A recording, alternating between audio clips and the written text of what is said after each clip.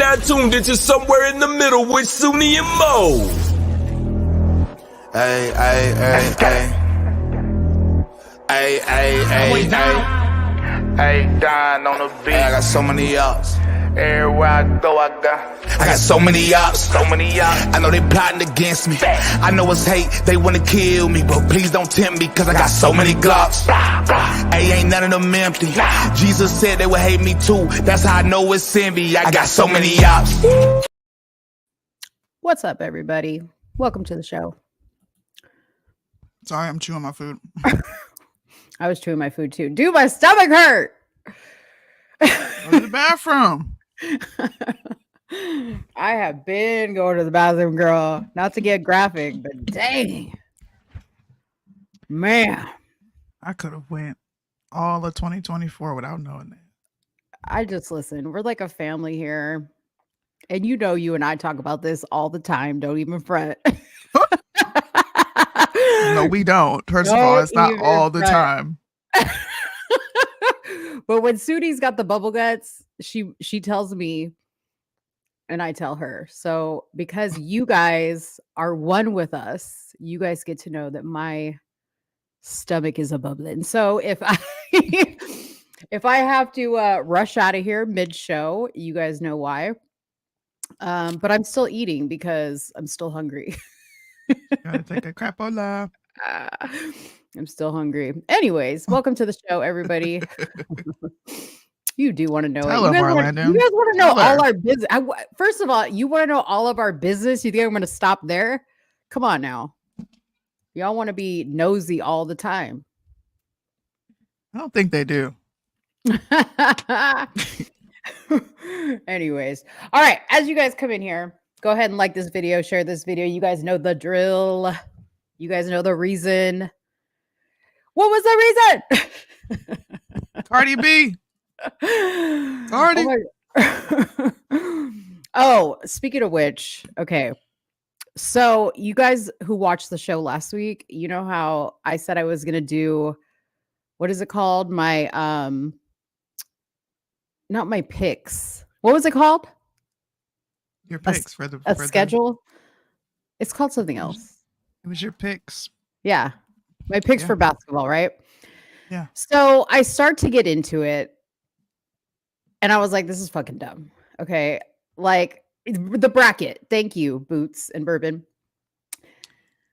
First of all, who has this kind of time? Okay. I knew you was going to come in here critiquing. Here you go. I mean, if y'all want to walk me through this, I don't think you're going to get very far because I got so frustrated. I was like, it is so simple. The fact that you're making it complicated is beyond me.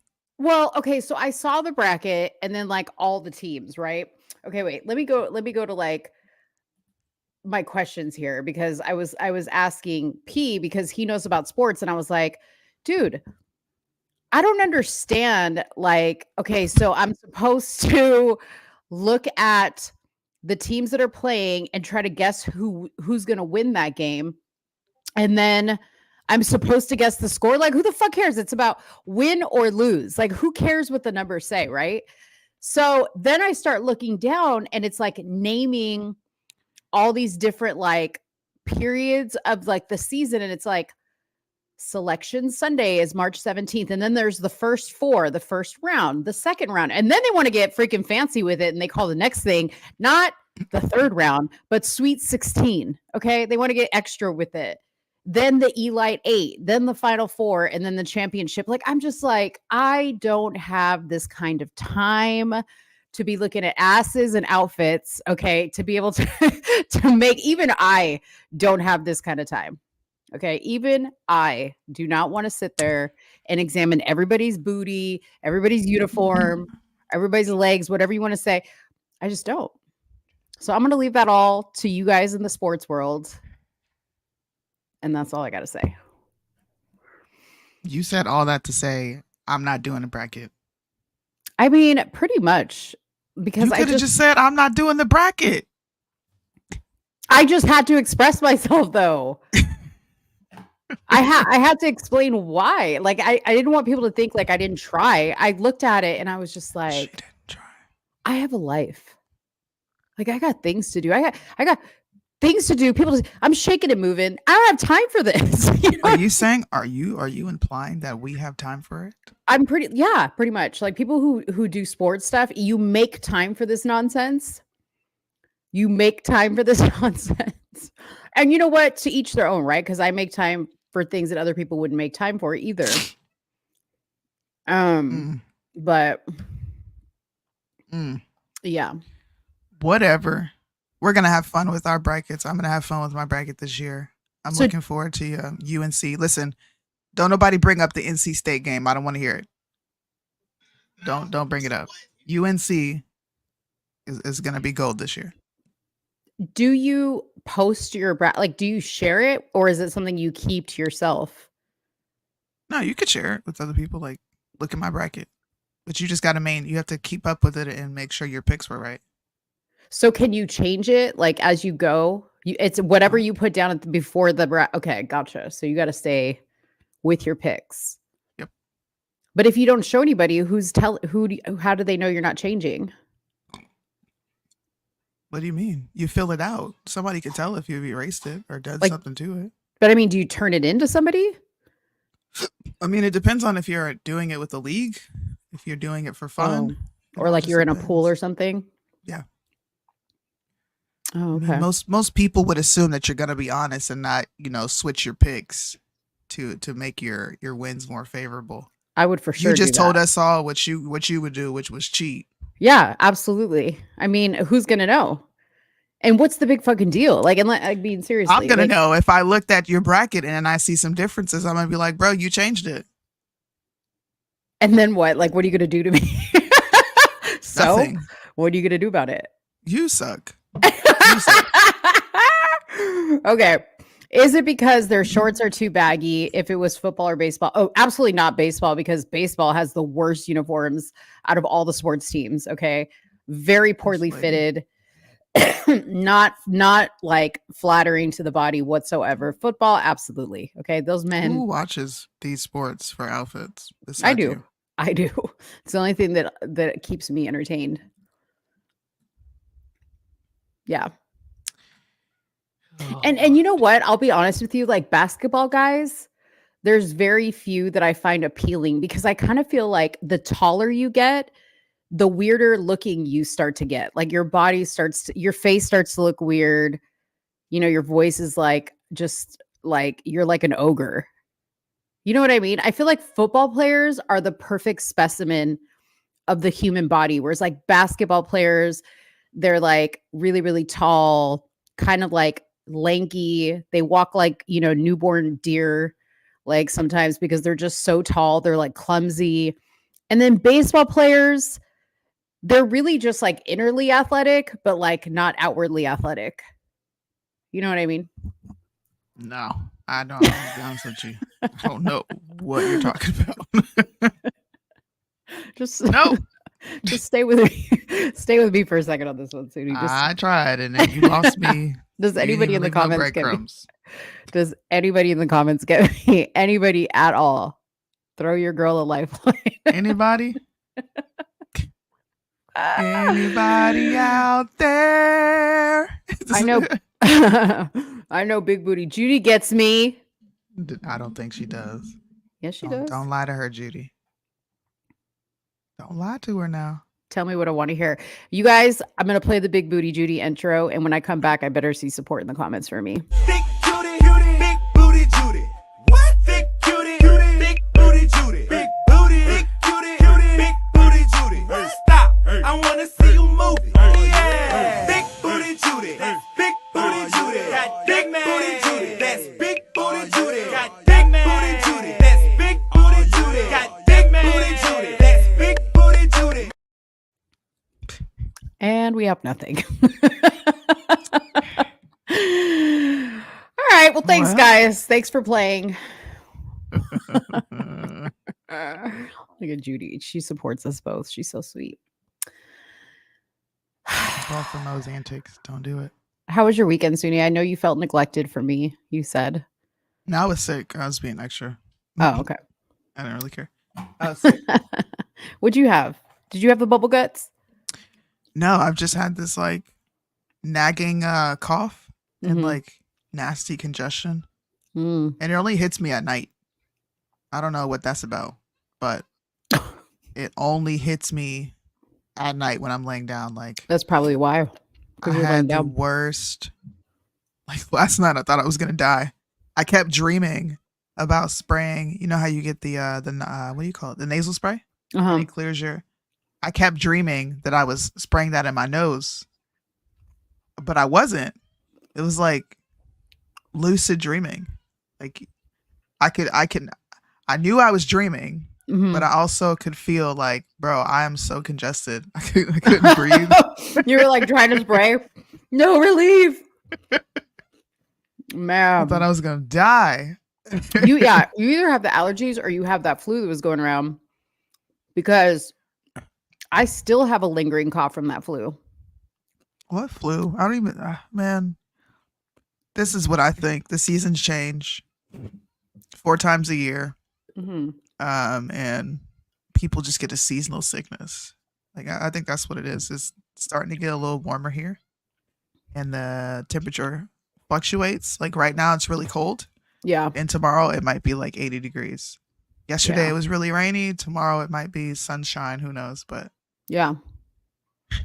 It's the same. Texas, your weather and Texas weather is almost like the same all the time. yeah, man. It was Yeah, just man. I was like waking up trying to breathe because Mhm. I'm a nose breather. I don't breathe from my mouth. I Yeah. feel like if I breathe from my mouth, I get winded.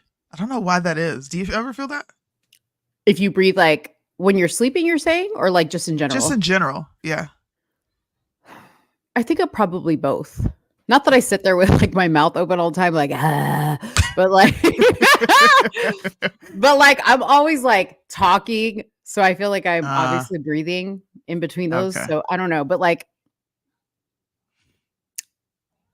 I'm trying to think like when I sleep, do I sleep with like my mouth open? I don't know. I'm a I very used to be basic sleeper. I used to be really fat. So like I could still have like sleeping habits from like when I was fat, you know? Like I don't think all fat people sleep like that. Come on. bro, I slept with a CPAP machine. Are you kidding me? Oh God. Can you imagine I had like that Uh. mask on my face and I was like, You snored? oh, dude, I snore. Well, not with the CPAP machine. You don't snore, but like before I had the machine, oh my God, it was terrible Ugh, snore. I can't stand people who snore. It's like so disrespectful. Yeah, I'm a very organized, neat sleeper. I am too. I stay in like one I little stay spot. in one spot. Yeah. Mm-hmm. But when I was fat, I moved around a lot. Because when Well. you can't breathe in your sleep, you move to like breathe again, like to wake yourself up. You know what I mean? Maybe that's what's going on with me last night because I thought I was gonna die. I'm like, bro, I can't breathe. What is happening? Dude, and you had the baby sick too last week. Maybe you caught it from her. I think I caught it from everybody. Oh. I have a mix of what everybody had at this point. Mm. That's how I'm starting to feel You at need this point. You need some tussin. Robitussin. You need I to used to tuss- hate taking that when I was a kid, man. Yeah. Ugh, that was a nasty. I don't even think that shit worked. It's just alcohol. That's what like Robitussin and what's the other one? NyQuil. It's just alcohol. Like you might as well just pour yourself a drink. It'll have the same Ugh. effect.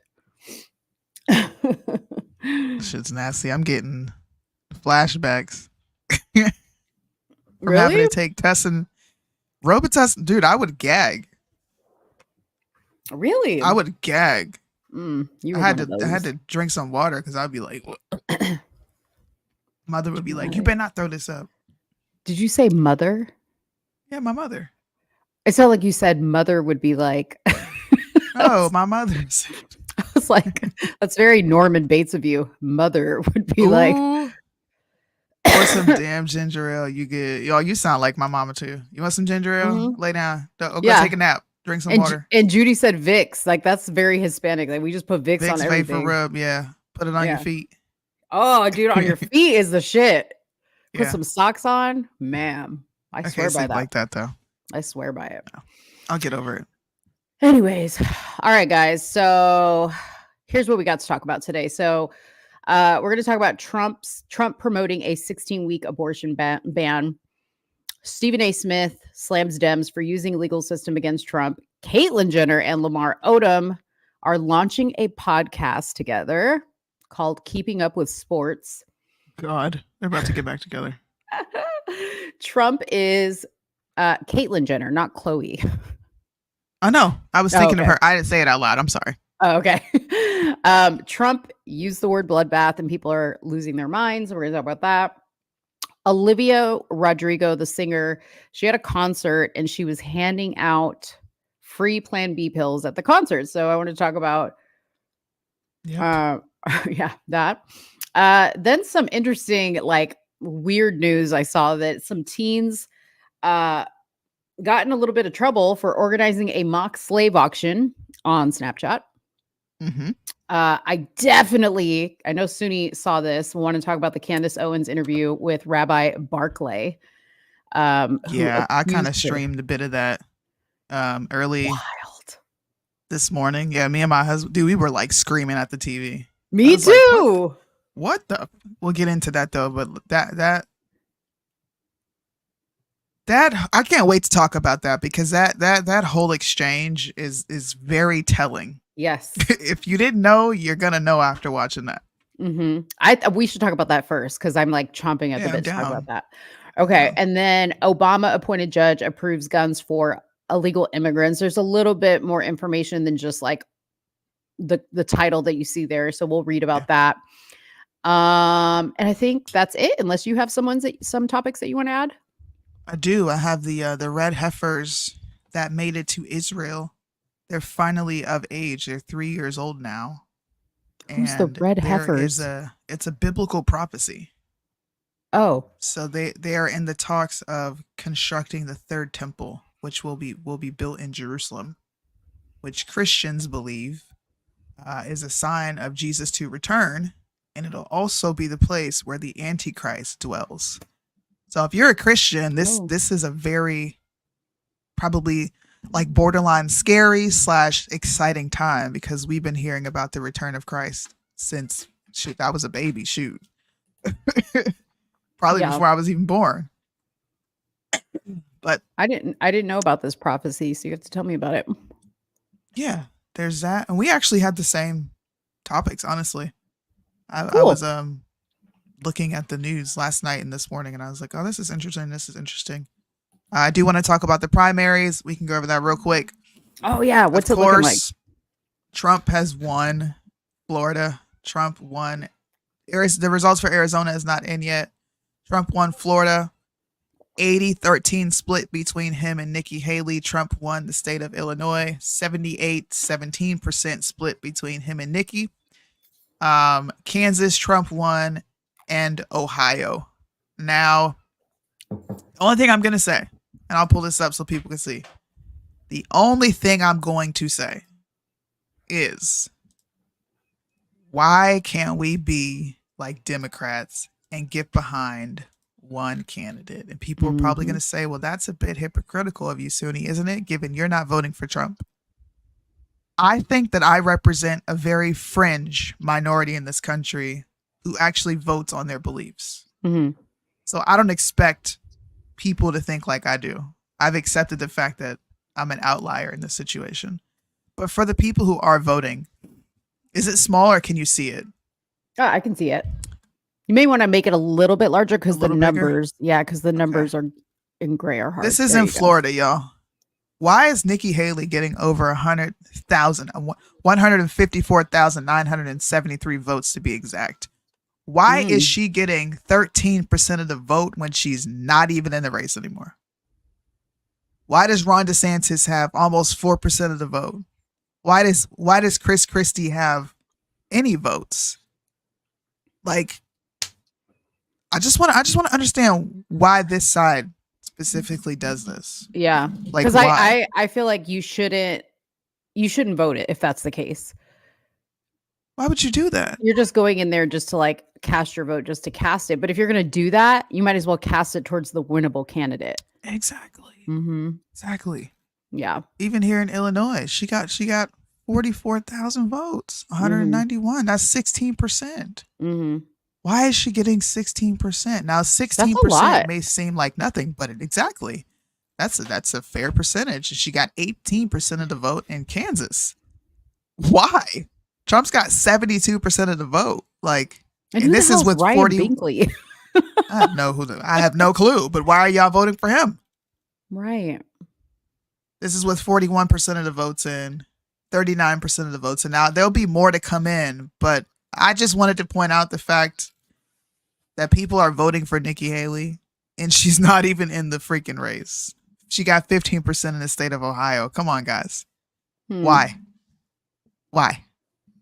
Yeah, I mean, you'll see Democrats who say, we don't like Biden, but we're going to vote for him because he's the only option we have. Exactly. Yeah. Exactly. I don't know, man. It's starting to, it's like giving California vibes. Mm-hmm. You know, they wanted to spread their vote out so much that they literally lost the recall. Mm-hmm. I believe they could have won had they been behind one candidate. And especially if it's just a special election, and you could have gotten him out of there, and then you could go back to the drawing board and pick an actual candidate. But please get it together, America. We don't play to win. That's why. We don't. And I always say this, like, Republicans love to lose. And it's not literally that you love to lose, but you guys don't know how to play the game. And when I say you guys, I'm not talking about everybody. But people, you need to learn how to play the game if you're in it to win it. Because this isn't just about, well, I like this guy. You know, I kind of like this guy. Do you want to win or you don't? You know what I mean? You know, since we're on the topic of politics, I think we should talk about Trump and this whole abortion thing. Mm-hmm. I don't know if did you watch the entire interview? I'm pretty sure you did. Or did you just get the clips? No, okay. I did not watch the interview, but I did read the article. You read the article? Okay. Yeah. Well, do you think we should play the video first or give our thoughts? Go ahead. No, play the video. Okay. Mm-hmm. I had to send it to myself. Shout out to Today with Julius. If you guys don't get like instant news from Today with Julius, then you're missing out. That is where I get my news from. To me, he's the objective version of right-wing Angel. I'm not saying he's not objective sometimes. You know how sensitive people can be. I'm just saying this is my favorite go-to for like a lot of news that nobody's really talking about. By the way, before you hit play, right-wing Angel's actually like getting a little better. He is. I'll give him his credit. A little better. Yeah. For sure. You were quoted as saying to one of your aides, well, I like 16 weeks because it's a nice round number, 4 months. Do you think that could be politically acceptable? So we're going to find out, and pretty soon I'm going to be making a decision. And I would like to see if we could do that at all. I would like to see if we could make both sides happy. Look, a lot of things were done with Roe by killing it. Number one, we brought it back to the states. Of course, your justices to the Supreme Court that made that possible. They did. Yeah. And you know, they did something that from a lot of standpoints is extremely good. Number one, the Democrats are the radicals on this issue because it's okay to have an abortion in 7, 8, 9 months and even after birth, according to that. Well, I know that's and I will say this. I know that's if you speak about the subject right, we actually have, it's like fertilization. On fertilization, I took the lead on that, and it's actually now our subject. It's a positive. We want to help women. And that could have been a very negative thing. We want to help women. With Roe, you take a look at what was going on. Abortions in the 7th, 8th, and 9th month. One thing that you say is nobody wants that. Killing of a baby after the baby's born. That was the governor, the ex-governor, last governor. Prior to this one, by the way, he's a good guy. Yeah. The last governor of Virginia, he said you put the baby aside and you discuss with the mother whether or not essentially you want to kill the baby. They are the radicals. There's a certain spot. If you look at France. I think you should go first because my response is going to be kind of cliche. I think everybody already knows. Where I stand. I think they know where I stand too. This is a tough subject. This is a tough subject for a lot of people because I know that the people would like him to say no abortions, no way, no how, and I agree 100% with that. I think the problem is like politically, strategically, and I know that this shouldn't be a strategic topic. So understand that I'm not talking from my personal point of view. I'm just kind of like being the devil's advocate on maybe where he's coming from. This is, I think he's trying to find the sweet spot. Jacqueline said it here. He's trying to take center left, right? He's trying to find the sweet spot where he can appeal to basically making a deal with both sides.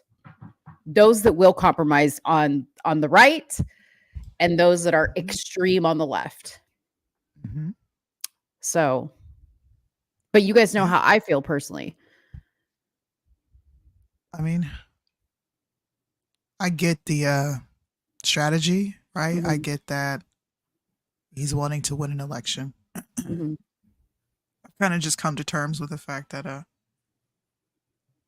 this is Trump, and Trump's not a conservative in any shape, form, or fashion. Trump is very much so moderate as far as I'm concerned on a lot of issues. Now, he's not radical on either side, but I had a different take on it because it was interesting watching a lot of Christians just be downright upset.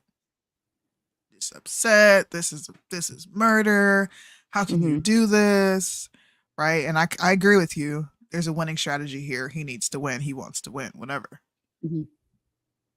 But you know what I started to think about? I started to think about the fight against the LGBTQ. And I put in my caption, I think it is laughable that we have so many Christians loud about their faith and their belief on children. But they say nothing when it comes to the LGBTQ, because if you think of Trump and his stance, Trump supports almost everything we are antithetical to. Okay? He does. So why do people care so much on this topic, right? When you agreed with the Supreme Court's ruling to kick it back to the states and let states decide.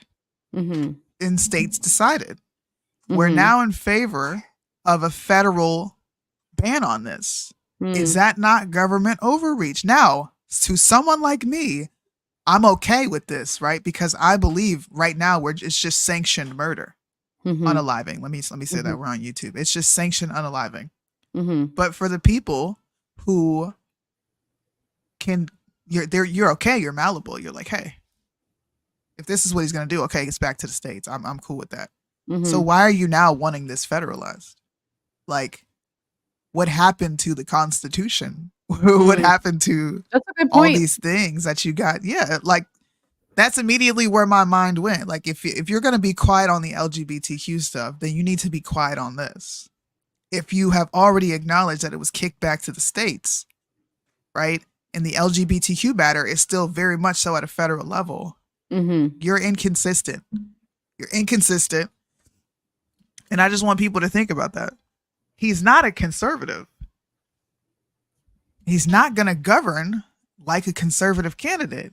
He relates to us because he's a small government guy, allegedly. We'll just have to take him at his word and how he governed when he was in office. He's 2A. He believes in red flag laws, right? Where we oppose that, but we're still supporting Trump because he's the best option. So I'm just gonna channel a little Bryson here and call out the right, because abortion is really not that big of a deal. It's not to anybody who's not really firm, like a firm abolitionist, I'll say. If you're not a firm abolitionist and you believe in exceptions, then get off the high horse about this, please. Just get off of it, because you're advocating for federal restrictions on states, which is something that we should oppose, not be in favor of. Well, thank God I'm not on a high horse, honey. Listen, unless you're going to be like me and admit, like, hey, I'm okay. If it's Christian, yeah, go ahead and do it at a federal level. I don't care. Yeah. You know those people that ride horses like stunts and they like hop from one side of the horse to another? Yeah. That's me. I'm like, hey. Yeah, though that's a great point. Yeah. That's a good point and a fresh take. Fresh take? I try. Mm-hmm. Yeah. What was the article you were going to read? I just wanted to pull a picture up. Oh, I wasn't going to. I was just going to basically talking about what it was he was saying. Okay. Which you guys heard for the most part, you heard what was in there. Yeah. Tell us what you think in the comment section, but yeah, you got to be consistent somewhere. Yeah. Hey, you know what? So this is kind of funny, but like speaking of inconsistency, have you been keeping up with Rob Smith's Instagram page? You sent me that, and I'm gonna be honest. You know what I did? What? I said, and I threw the phone down. I'm so sick of his ass. I really yelled. I'm tired of people trying to reinvent the wheel. Yeah. Like, been there, done that. Okay. Yeah. It was hot in 2020. No, it was hot in 2021 and beyond to get off the Trump train. Yeah. Now it just looks like you're doing it for clout, bro. Like, what are you doing? Yeah. So if you guys don't know what we're talking about, and I'll show you his picture so you guys can see who we're talking about. But every once in a while he pops up on my, this is a story you might want to see. And it's like pure entertainment to me. And I've been getting a lot of messages from people that they're like, have you seen Rob Smith? And did you watch his podcast? And yes, I did listen to the entire podcast today, him explaining why he's no longer on the right. He is a free thinker. But he had been kind of like away for a while, and then he came out with this post kind of teasing. Okay. He was like, oh, I'm about to expose a bunch of people. Now, the last time we saw Rob Smith he was getting confronted at a Turning Point event, I believe it was by he said Nick Fuentes's gay followers. Now, if you dare so watch the podcast, You Can't Cancel Rob Smith on YouTube, which only has 140 followers. Shout out to us. We have more followers than Rob Smith. Let's go. Okay. Let's go. If you haven't already subscribed, we must not let Rob Smith beat us. So please hit the subscribe button. Otherwise, you guys are a bunch of gay neo-Nazis. Okay. According to him. So, anyway, so he posts this. It's wild how many neo-Nazis and white supremacists have infiltrated conservative organizations from top to bottom, and how nobody seems to care because that's apparently a target demographic now. Some absolute fire from what I recorded today. Okay. So then he starts to like post clips, which I'm going to play some clips from his thing. Hold on. I got some clips too. Oh, you do? Okay, hold on one second. Here's a few. Let me play a few. And the white supremacists wanted me out of the Republican Party, and guess what? I'm out. This is Can't Cancel Rob Smith.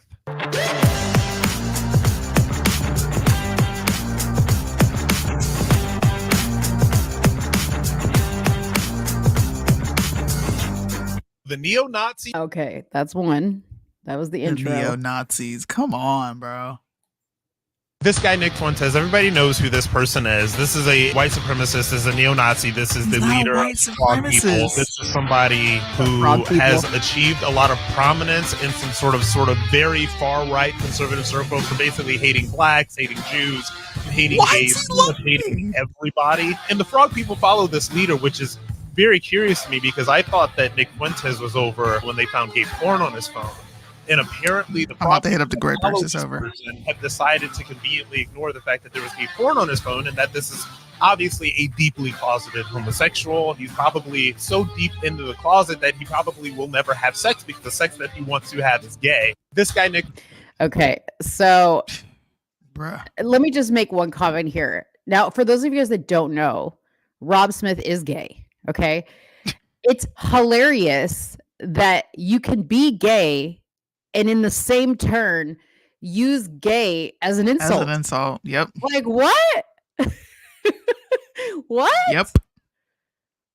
Seriously, like, anyways, so the podcast, he talks about only Nick Fuentes and the neo-Nazis. Okay, that's all he talks about, and the frog people, which I don't even know what the frog people are. But that's all he talks about. And if you guys don't know how to see through that, he's just trying to like poke a bear so he gets some attention. Okay, so he went after Nick Fuentes and he's using the keywords neo-Nazis, white supremacists, blah blah blah blah blah. I'm sure the invites for Mar-a-Lago have stopped coming for Rob. The second half of the podcast is him reviewing the dresses and makeup at the Oscars. Okay. Shout out to me and Soonie. Okay. Because I'm starting to see a trend that a lot of people are realizing that solely talking about politics is not where it was at. And P.S. Soonie and I saw that before anybody saw that, because when everybody was still talking about politics and political topics, we were mixing politics with culture and entertainment and comedy, and we talk about it all here. So I don't know why we don't have more followers than we do, because everybody's jumping on this train now. Everybody is jumping on this train. Yep. Okay. And Soonie and I are the captains. So choo choo. Hey, this is how I look at it. You are clearly inspiring people who don't have the balls to do it when nobody else is doing it, right? People like to eventually hop on trains and be like, "Oh, look at me." That's how I think of Rob Smith, right? Yeah. And I'm not bitter in any way, shape, form, or fashion. But can you pull that Twitter screenshot that you had up when he was talking about white supremacists? I don't know, y'all. Let's have a very interactive moment right here. Put a 1 in the chat if all you heard since Trump came around, and probably a little before, depending on when you really started paying attention to politics, white supremacy was a talking point that we condemned. Put a 1 in the chat. I'm gonna put a 1 on the chat for all that. You know what else I want to point out? I want to point out Tamika Hamilton, who was in his comment section saying, "You're right." Mm-hmm. So now neo-Nazis and white supremacists have all of a sudden infiltrated conservative organizations from top to bottom. Are you gotta be smoking that good stuff. Not no weed. I'm talking about you gotta be smoking Krenak, meth, heroin. You gotta be sniffing the nose candy to even think that this guy is being remotely honest. And you know what I want to know? Why ain't nobody calling his ass out? Where is Tatum?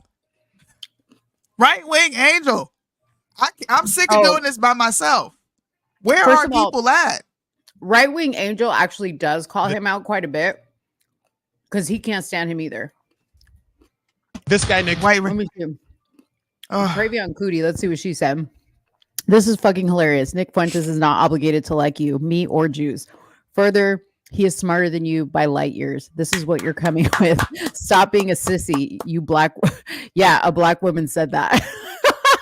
Shout out to her.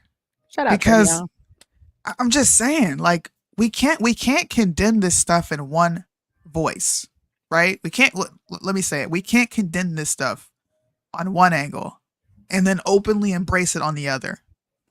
The only reason I called out, and I even called it out, but the only reason I called attention to it is because it was people like Rob Smith.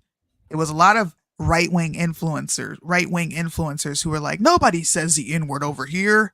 No, everyone is just all loving, all accepting, right? No, they're not.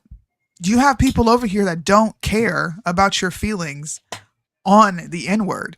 And yes, the Groypers say N-I-G-G-A. They say nigga. And if they feel like being froggy and leaping, they might drop the hard ER at you. But guess what? I talked to some of these young men.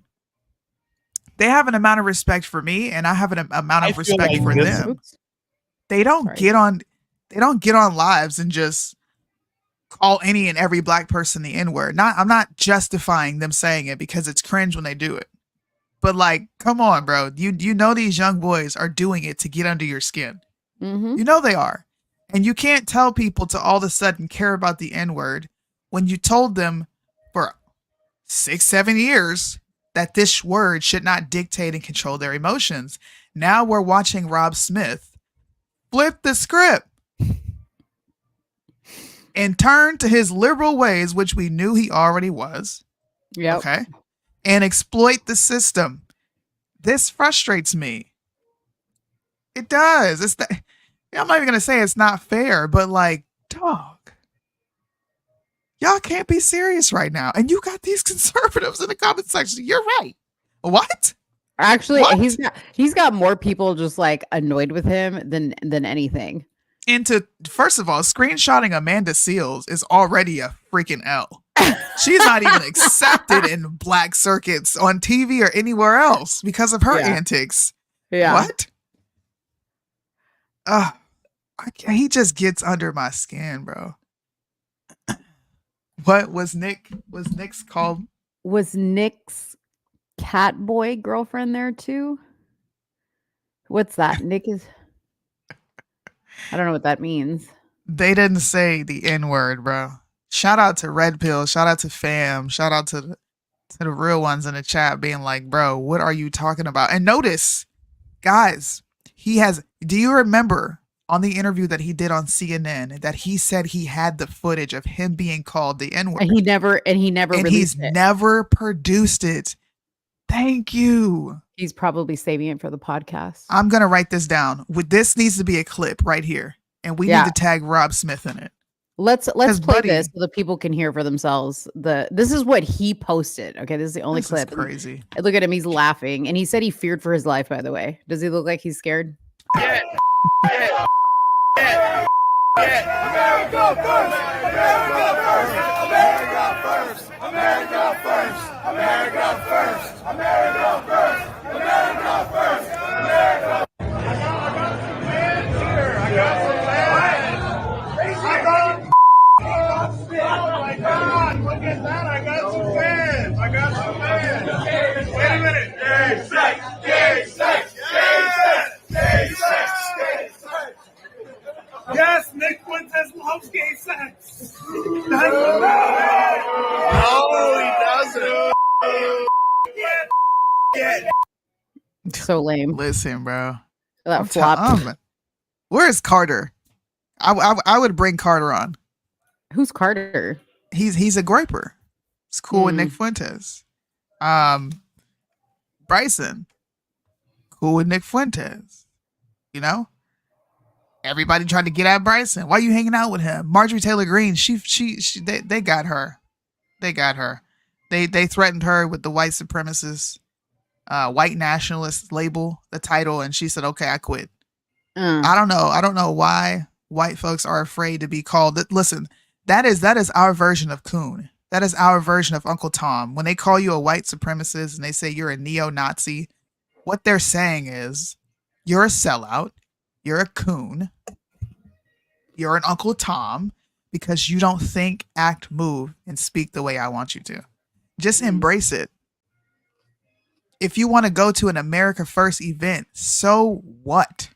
They're actually talking about things that matter. They really, really focus on immigration. People need to watch them.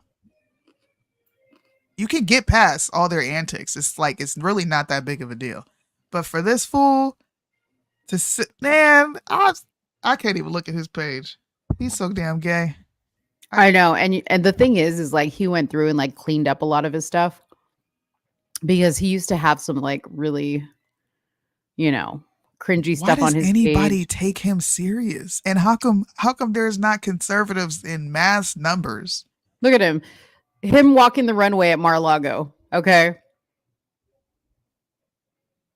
Look at him walking the runway at Mar-a-Lago. What is this?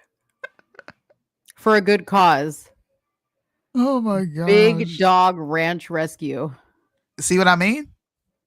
They're okay with the gay antics, but let Trump talk about abortion. And it's not abortion, period. Hold up. Okay, he says here, walking the runway at Mar-a-Lago for a good cause today. We raised hundreds of thousands of dollars at Big Dog Rescue thanks to the work of other volunteers, generous donors, and the tireless efforts of our queens at Laura Lee Trump and Erin Elmore. Just FYI, when he does his podcast today, he actually says that Laura Lee Trump, isn't she the one that's in the RNC now? Yeah. He says that she's going to bleed the RNC dry. What? Yes. Because he basically, I mean, listen, when he was talking about the RNC, he actually wasn't wrong, right? Like he was talking about how they're basically there to pay for Trump's legal fees, which is true. I don't disagree with him on that. But you will see the inconsistencies in like what he posts versus what he says. So he just says shit to trigger to get attention. Hence, he's a grifter. He's a grifter. I'm okay saying it. You're right. FYI, when I say grifter, people who try to make money selling merch or doing whatever business, that's not a grifter to me. A grifter is somebody who tries to make money and sell you on ideas that they're not consistent with. That's a grifter. They're liars. Yes. Facts. Yeah. Facts, man. I can't believe this man.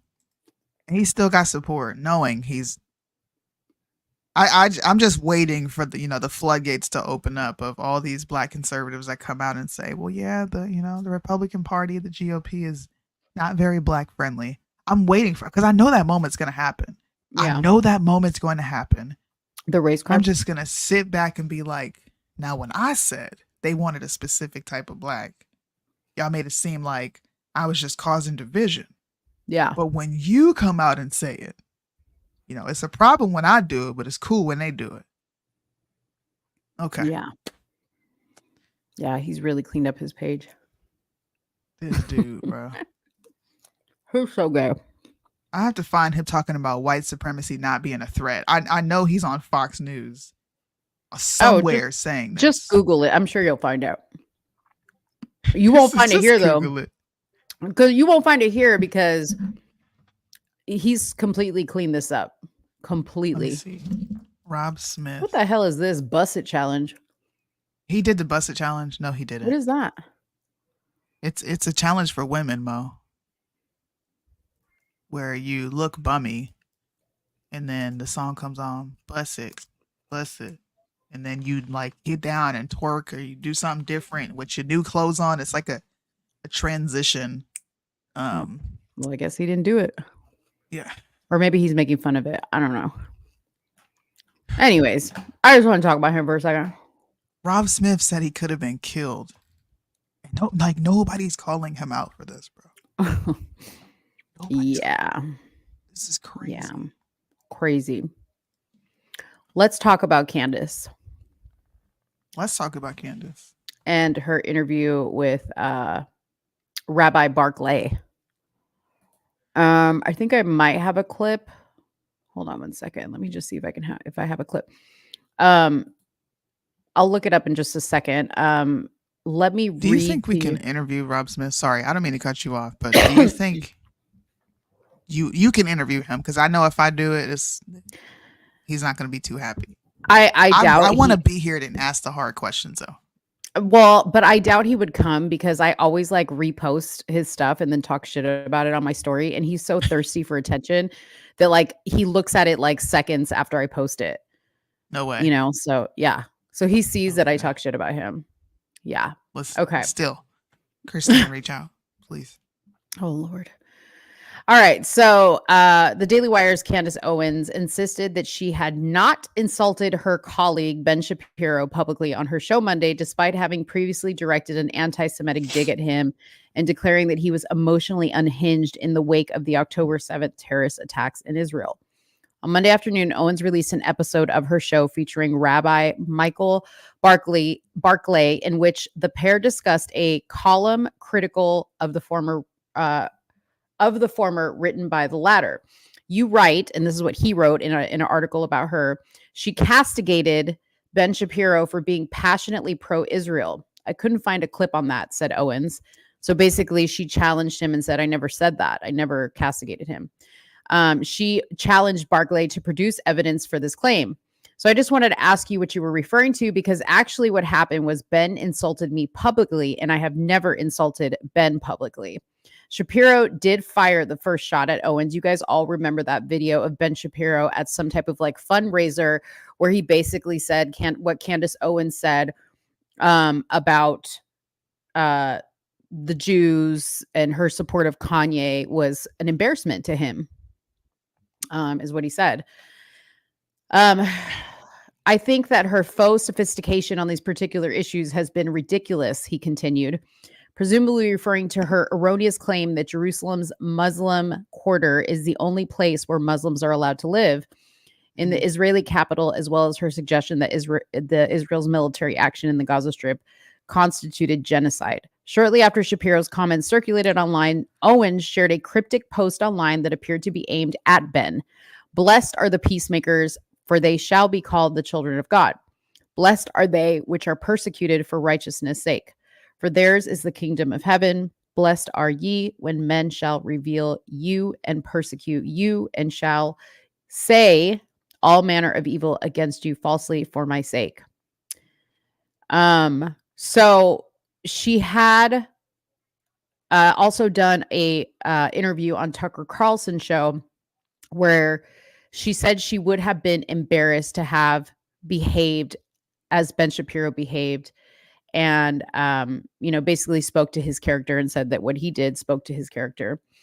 More recently, Owens waded into open anti-Semitism, fretting about a sinister group of Jews in Hollywood inveighing against political Jews, and liking a post from a user asking a rabbi if he was drunk on Christian blood, and an endorsement of a century-old conspiracy theory. You guys know we talked about the episode that she did where she talked about Rabbi Shmuley and some other people seemingly being involved in Michael Jackson's death, in the situation with Kanye, in a lot of situations in Hollywood, kind of, I guess suggesting that there was some type of Jewish hold and involvement in some of the more recent weird events that have taken place. So this is Rabbi Barclay and Candace Owens. She handled herself amazing, by the way, in this interview. She really did. Yeah. That was something Kyle said. He was like, this is how you do a freaking interview. Yeah. She's not reacting. She's pinpointing. She was just laser focused, but laser focused. Candace is made for times like these, right? Because she's often misquoted, and she gets to go back and say, actually, I didn't say this. So, how do you respond? And this guy, for him to be a rabbi, he's extremely deceptive. Mm-hmm. Like, he lies through this entire interview. Mm-hmm. I went to the specific point in the interview where they were talking about, where he says the term anti-Semitic mutates. Yes. And it means whatever they want it to mean. Yes, like it changes. Do you remember when was it? I kind of always been saying it, but does anybody remember when I have a shirt that likens the ADL to BLM? Mm-hmm. You guys remember that? When I said Jews are turning into black people. They are the new BLM. This guy is a representative for the Jewish version of BLM. Jewish lives matter. No lives matter until Jewish lives matter. That's exactly what we're seeing on the right when it comes to, the conflict over there. I won't call it what it really is, but the conflict over there. He literally says that anti-Semitism, or for someone to be anti-Semitic, does not have a definition. And for you to do this, he says, if you put anti-Semitism in a box and you challenge a Jew, you are then anti-Semitic. Mm-hmm. I'm going to play the clip. Listen to this man and his explanation on how this mutates. Was that you don't accept that definition of anti-Semitism. What I said is I don't accept that definitions mutate, is what I said to you at the beginning of this dialogue. And I'm telling you that's the definition of anti-Semitism. You have now said that you know more than Lord Jonathan Sacks, who I believe, I'm going to guess, actually your father-in-law, because it's not that big of a world there. And you can ask anyone about Lord Sacks. you are now saying that you don't accept the definition. Well, okay. What I'm saying to you is that there's debate even amongst Jewish people about the definition of anti-Semitism, as I pointed to you. No, that's a pretty much accepted one. That's a pretty much accepted one. If you're saying the definition mutates, then you're saying it has no definition, right? It has no definition. Comes from the word define. If it has definition, it has a shape, right? You can't say the shape can mutate. The square can become a circle, can become a triangle. That means that it has no shape. You're talking about an amoeba, right? I'll say it again. It mutates because the definition, again, I'm quoting Lord Sachs, directly quoting him, where he says that Jews have, this is his definition, it's pretty much accepted. Jews have no right to exist collectively as Jews with the same rights as other human beings. Yes, that sounds like a definition. And the reason that it mutates, how that becomes manifest, is because in the Middle Ages, it's about religion. When they come out of the shtetls, when they go into the cosmopolitan areas, and in the 18th through 27th, or 20th century, excuse me, that hate has now manifested and mutated. So it's not about religion, it's about race. Just so I'm clear, did Lord Sachs say? Can I ask, does anybody know the race of Jewish people? Because I can't, he looks white to me. I would never knew he was Jewish unless I saw that yarmulke. Since when has Jewish become a race? Yeah. When? You're listening to him say this word mutates, and it's all predicated on what time period that we're in. This was relevant here. I mean, this was relevant here, and then it became relevant to the church. Then he moves the goalposts even more. And shout out to Candace. She said, you know what? This is just like BLM. She kept making that comparison. She did. Yeah. In my mind, I was like, she watched my videos. Like in your mind, you're like, we're friends, and I gave her a few talking points. I know you do what I do, right? They are just like the freaking BLM people. Yeah. Like, I don't know you're Jewish, sir. I only know you're Jewish if you tell me you're Jewish. I can't tell. So for him to correlate this to a race was crazy. This entire interview was nuts. Bananas. Nuts. Like, I wanted to even watch it again because I feel like I was having like an out-of-body experience listening to it. Well, because I was like I had never seen Candace in this form. You know what I mean? Like, usually Candace is really good at like really just like running an interview and just like keeping the person on point. But this guy hardly let her speak. And she decided to say, you know what? Let me allow him to highlight everything he's saying. I don't even have to ask him any questions because he's making himself look like a fool. And then when she did open her mouth to ask a question, it would basically be like to check him on what he just said. And then he would just like backtrack and, talk in circles. It was wild. How about like when he was talking about the Rabbi Shmuley and he was like, you can't, to insult his daughter and say she's a hag, like that goes back thousands of years or hundreds of years. When he said that, when he said the word hag was anti-Semitic. Yeah. And referring to her as a witch is anti-Semitic. Yes. And then he gave the time period and my husband was like, what they were practicing witchcraft. Right. So if you called them a witch, then you called them a witch. And you know what he also brought up? This fun fact that people like to shy away from. This group of people has been kicked out of almost every country they've existed in because of their practices. You have to ask yourself, this is not okay what Hitler did. And the fact that we have to say that in 2024 is bananas to me. Yeah. But why can't we have the discussion? Why is that anti-Semitic? Yeah. By definition. And he tried to insinuate that she said that H was okay. Yes. And she was like, show me a clip where I said that. He came with nothing. And she had all the clips to basically show. And she sat there and she's like, you need to watch this clip so you can see exactly what it is I said. Bro, I'm going to play it because he gets into it right here. Where this is where they start talking about Rabbi Shmuley. Listen to this, bro. And with 9 kids, right? And we have something in Judaism, predates Christianity, but it's also Christianity as well to an extent, called Lashon Hara, the evil tongue. That to gossip, to to say certain things like that is really a huge avera. It's a huge sin. It's a huge chait.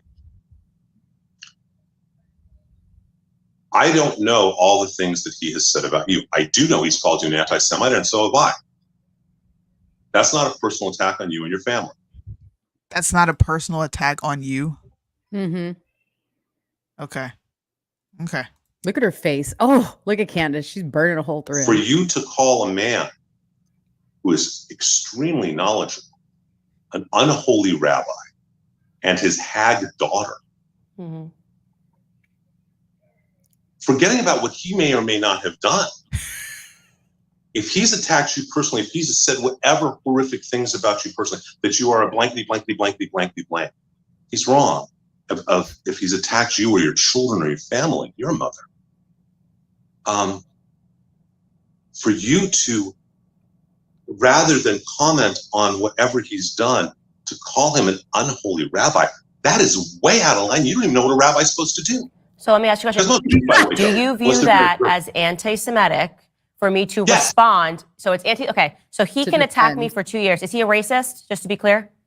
I don't know when he attacks you, so I can't comment. So what if I say that the definition of racism changes, and if you attack a black person, you're a racist? Depends.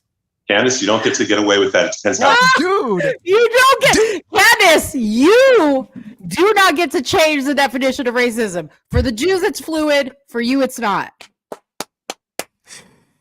Shout out to Candace. You know what she did? She said, "This seems very supremacist to me." Listen, I called the Jews the white supremacists at the beginning of this conflict. I caught flack for it. But to hear Candace, right? I'm not looking for her to confirm my bias, but to hear someone who I think is extremely right come to the middle of the aisle and say, bro, you are out of pocket and you are putting yourself in this position of superiority to me by telling you don't even know what a rabbi is. You're telling this woman what she can and can't say. You're telling her, and they had a back and forth on, well, if you wanted to criticize him because she did a gotcha, she used her faith. She said, in my Christian belief, you writing a pornographic book with your daughter talking about butt plugs is extremely unholy. So sorry, sir, but you don't get to tell me how I get to respond. And he said, well, Candace, if you would have just said that and left out the rabbi part, I wouldn't be calling you anti-Semitic. Like, so we can't point out the fact that he's a rabbi selling butt plugs and telling people that anal is kosher? I actually I have that clip. I'm gonna put that up here real quick. Awesome. So you guys can see that. If you believe that Shmuley Boteach and his daughter are doing things that are attacking you on a personal level, not attacking your persona, not attacking what you do, my calling you as anti-Semite is attacking you for how you act, not attacking you as a human being. Please understand there is a difference of who we are and how we are. She dropped out of college. Wait, please let me finish. If Shmuel okay, go ahead. is attacking you, if he is attacking you on any personal way, that doesn't mean it's okay for you to attack him. You know better than that. You teach your children all that better than that. No, I actually, like everything I'm saying about him, like if this is holy, like, selling butt plugs with your daughter, I don't know. Okay, Maybe you're right. I think it's gross. Right, I think it's disgusting. And I do not, it's not the definition of holy in the Christian faith is what I would say. It's weird to me. Well, okay. It's very weird. And this could be a difference in our religions. But by the way, your religion does not trump my religion. So I think that you should respect that. When I say something is unholy, I am referring to my religion. His relationship between him and his daughter is very creepy to me. The sex podcast is very creepy to me. The idea of sitting down and talking to your father about, topics of sex in any regard is creepy to me. Him promoting butt plugs that are sold by his daughter is creepy to me. I have a right to say that I find this to be utterly unholy and that any faith leader, at least in the Christian community, would agree that all of this is giving us very weird vibes between the father and daughter relationship. I can say that all I want. And I do think that part of it, and this is where we get to the topic of where people perceive this and they say, is this a form of Jew supremacy? To say, suspend your Christianity because my Judaism matters more is the feeling that I get when you say, you don't get to say it's an unholy rabbi. Pornography is unholy in my view. You might disagree with that. It's unholy to Christians. The topic of pornography, peddling pornography, selling butt plugs, the commercialization of pornography is unholy. And I'm going to continue to call him unholy because that is what I deem him to be. And I say that as a Christian. Yep. Let's go. Call it out. Call them what they are, bro. They demonstrate this like superiority complex. Now I don't know where it comes from. Yeah. I've never recognized this. I'm 33, so I've been here for a little minute. I don't ever remember it being this painful to sit and talk to these people. I don't. And let me say this, because I was actually engaging in a conversation with somebody who had mentioned this to me and wanted me to watch it. So that's why I watched it. Yeah. This is very much like the people that have like risen up in the Black community that claim to speak for everybody in the Black community, right? Like they claim to be the representatives for the Black community and all Black people feel this way. And you have to understand that this is how we all feel. Meanwhile, there's Black people going, no, this is not how we all feel. We don't all resonate with this message. I believe that it's probably the same thing on the side of the Jewish people, that there are people that don't resonate. And I say that because I was looking at the comment section of this video on Candace's thing, and there were people there that were like, I'm Jewish, and I find this appalling. If you go to like Rabbi Shmuley's page, there's Jewish people there going, you're an embarrassment to us, Good. So that needs to happen because these people have risen to some type of platform where they get to represent you guys. And that is what is, and that is designed that way, just like it is with the Black community, to create this hate towards one another, right? So that you think that all Jews are this way, all Black people are this way. This is how it's designed. Okay. And I think Candace, she does actually point that out in the interview at some point, because she says, I grew up with a lot of Jewish friends and they're not like this. And they know where my heart is. So these types of things have to happen. People can't be afraid of these conversations. Yeah. What's crazy is, I was watching, this kind of segues into our next topic. I wanted a little bit more information on the red heifers. So I went to YouTube and I found a lot of awesome YouTube channels that kind of break it down into more of like a historicity argument. And they brought up Burrell Solomon, and this was last year sometime. Yes, I remember when the whole Kanye thing happened. And I actually got to interact with a lot of big Jews, and it was him in particular I don't like because he's a janky car salesman. But Murray. Yeah. The girl, I forget her name. Yeah, I can't remember her name. She was cool, and there's a few other of those Jewish people that were cool. Excuse me. Hold on, I gotta sneeze. Yeah, we had a great conversation with her. I wish I could remember her name. She was super sweet. No, she was super cool, but it was interacting with them where I think we both gained an understanding of, okay, you're not this type of Jew. But what was apparent was they were afraid to call out this type of Jew. And they wanted to like really separate and almost not even call it out. I don't know what fear they have. They kept referring back to the Holocaust, and this is how the Holocaust started, and so on and so forth. But Burrell Solomon was in the video of this red heifer, the whole scenario, the prophecy.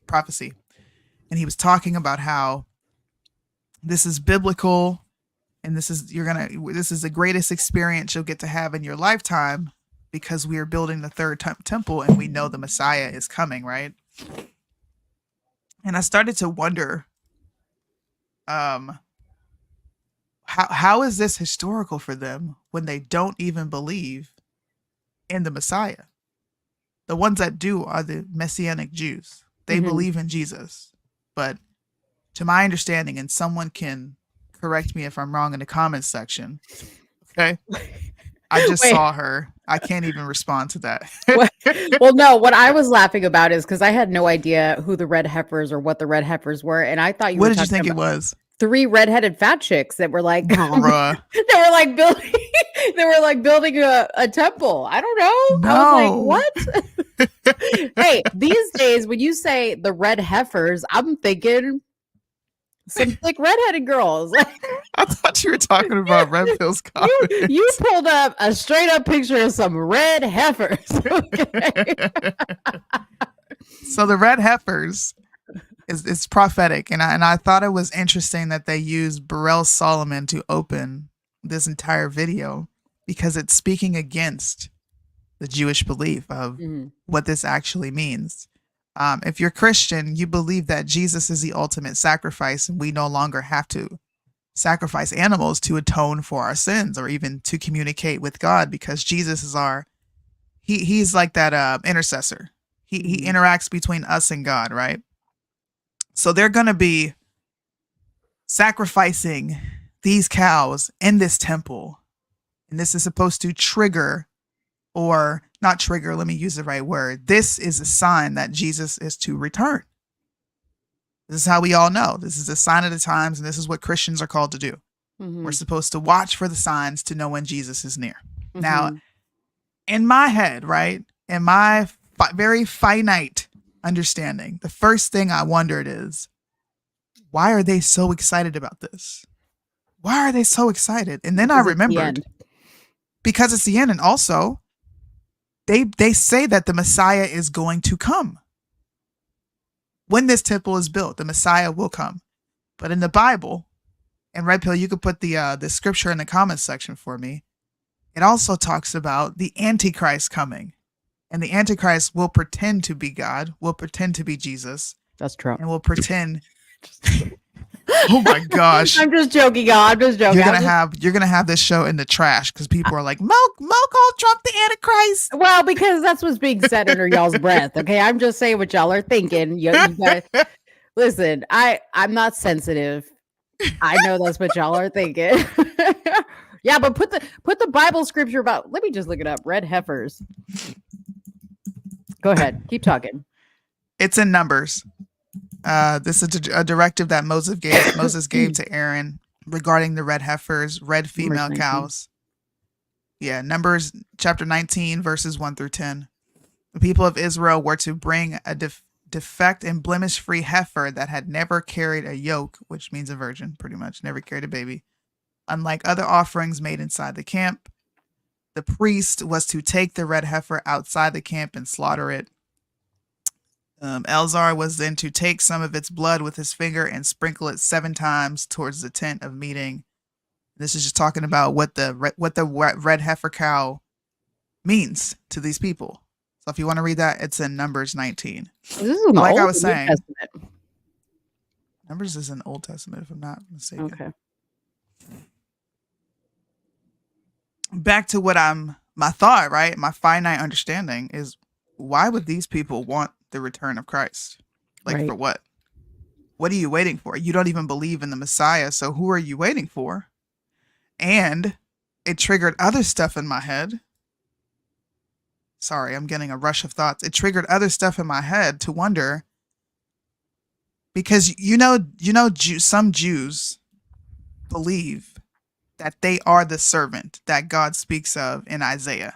I think it's Isaiah 48.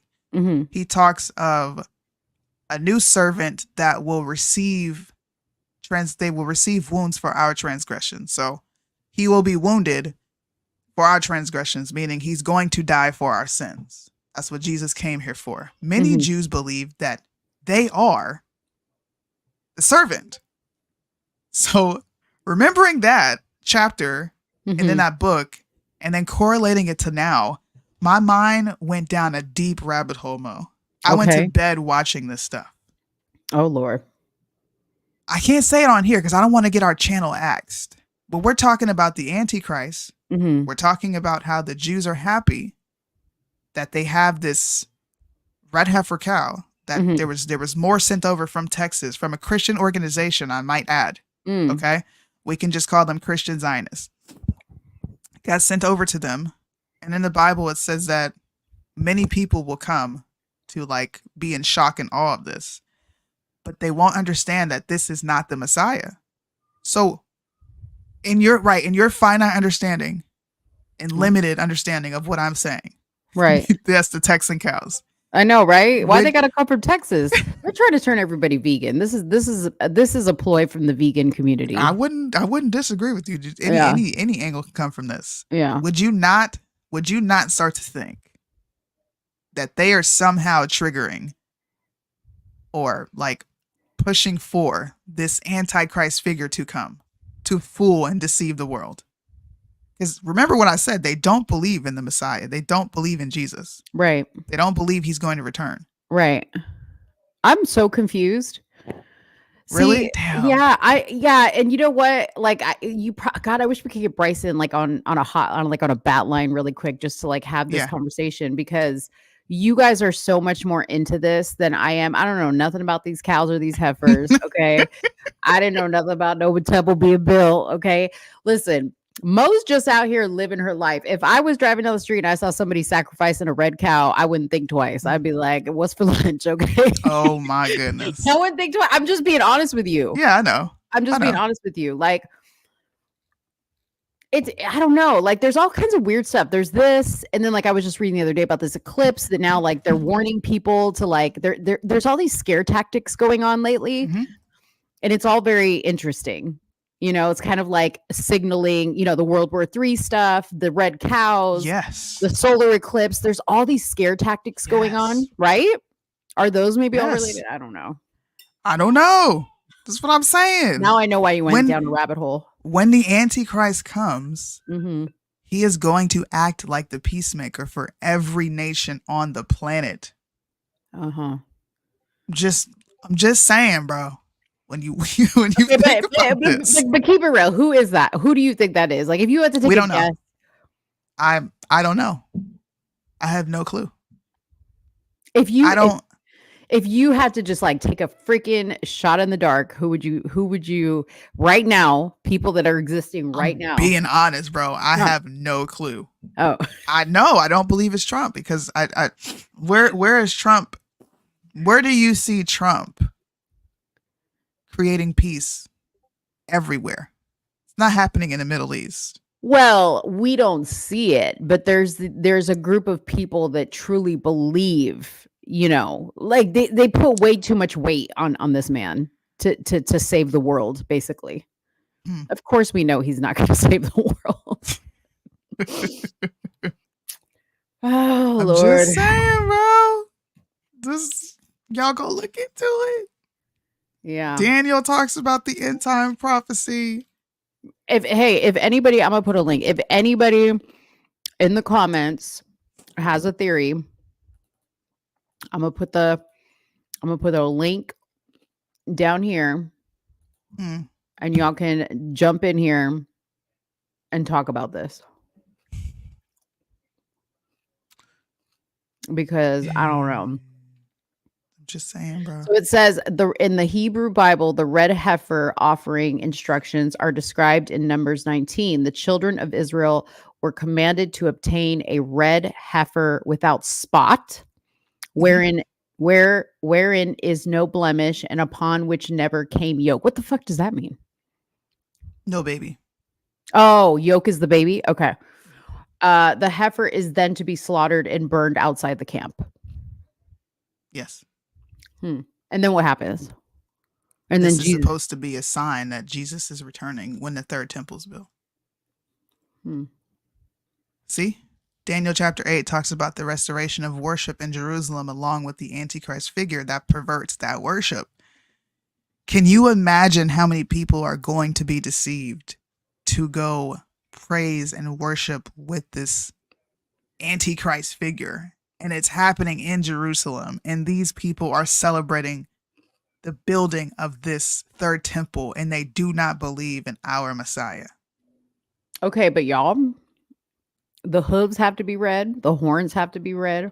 And the eyelashes they got that have already. To be red. The rabbis have already inspected these red heifers. They're perfect. But isn't red in the Bible considered the Satan? No, I don't. What? I ain't never heard that. Judas had red hair. What? I don't think I've ever heard that either, but oh no. I'm just trying to kill time to see if somebody wants to come on here and talk about this. Probably not. It's a biblical topic, but it's very interesting. See, I wish I could have a conversation about this. Listen, bro. Bible thumpers, where you at? It's Bible Thumper Tuesday. Come on. What's the song on the Jesse Lee Peterson? Remember how you guys heard Ben Shapiro talk about Jesus? Oh, he was just a man who was going around talking, and he was killed because he was considered a political what? What did he say? He was considered a political prisoner or something like that. Some weird stuff he said. Yeah. Come on. Red pill. So I go to the Church of Jesse Lee Peterson, and I don't sit down and just like read the Bible. I know there's some people that do that. I have read parts of the Bible that I love to read, but I ain't that deep into reading it. You know what I mean? This just really intrigued me. Yeah. Like, really. Ow. It is intriguing. Ow. It is intriguing. What actually brought this up in your, like this just popped up in your timeline? No, so I was having a debate in Discord regarding the Israel and Gaza conflict. And I was talking about the G word and how what's going on over there at this point. Alex, can I get what is genocide for 200? You know, you can't say it, but I can ask like, hey, what is this? And I started to pull up a lot of UN information. NATO reports all this. I started to look into the independent journalists speaking on it. I watched a few of Candace's videos where she had a Jewish guy on and she was interviewing him. And there seems to be a lot of people who believe this. And then all of a sudden this guy's like, yeah, and they got the red heifer cows. He comes out of nowhere, I swear. They got the red heifer cows. And I'm like, red heifer cow? Like, what are you talking about? And he was like, you know, the third temple. And I said, so the one the Antichrist is going to dwell in? And he's like, yeah. Mm-hmm. They're super excited over there that they get to rebuild this temple. And I was like, what? So, you know, my brain, I just went down this rabbit hole of me just watching videos back to back to back. And my husband was like, girl, what are you watching? I'm like, listen, I want to know why these folks are so excited to build this third temple to be sacrificing red heifers when they ain't got to be sacrificing red heifers no more, because that's what Jesus came for. Right. Okay. And in order to receive salvation, you have to believe that Jesus came and died for our sins. You have to believe that he is the Son of God. And they believe neither. Mm-hmm. So, like, what you doing, guys? That's what I started thinking. Like, wait a minute. That's a good shirt. Have like a red heifer on the front and be like, what you doing, cuz? Okay, so wait. So this says, according to the rabbinical tradition, there have been 9 red heifers sacrificed since Moses' time. Since the destruction of the second temple, no red heifers have been slaughtered. The Rabbi whatever, taught that the 10th red heifer would be sacrificed by the Messiah himself. The Temple Institute, a group advocating the construction of the third temple, reports that 5 flawless red heifers from Texas arrived in Israel on September 15th, 2022. They've been there. Mm-hmm. Oh, long time. Many people have to be 3 years old in order for them to sacrifice. Okay. Many people view this event as a fulfillment of prophecy since the acquisition. I want to know who in Texas sent these red heifers. See? Okay, we need to find that out. Bureau of Investigation. Okay, we have a job for you. Find out where the red heifers came from. Okay, listen, bro. Report back. Hold up. Okay, hold on. So let me keep reading here. Okay, many people view this as a fulfillment of the prophecy since the acquisition of a red heifer is a major step in plans for a new temple. The Mosaic law specified that the red heifer was to be without defect or blemish and to have never borne a yoke. The sacrifice of the red heifer was unique in the law that it used a female animal. It was sacrificed away from the entrance to the tabernacle, and it was the only sacrifice in which the color of the animal was specified. That's racist and sexist all at the same time. The slaughtering of a red heifer is described in Numbers 19:1-10. Eleazar, the priest, was to oversee the ritual outside the camp of the Israelites after the animal was killed. Eleazar was to sprinkle some of its blood towards the front of the tabernacle 7 times. Then he left the camp again and oversaw the burning of the carcass of the red heifer. As the red heifer burned, the priest was to add some cedar wood, hyssop, and scarlet wool to the fire. The ashes are then collected and stored in a ceremonial clean place outside the camp. What? Listen, why are these folks so happy?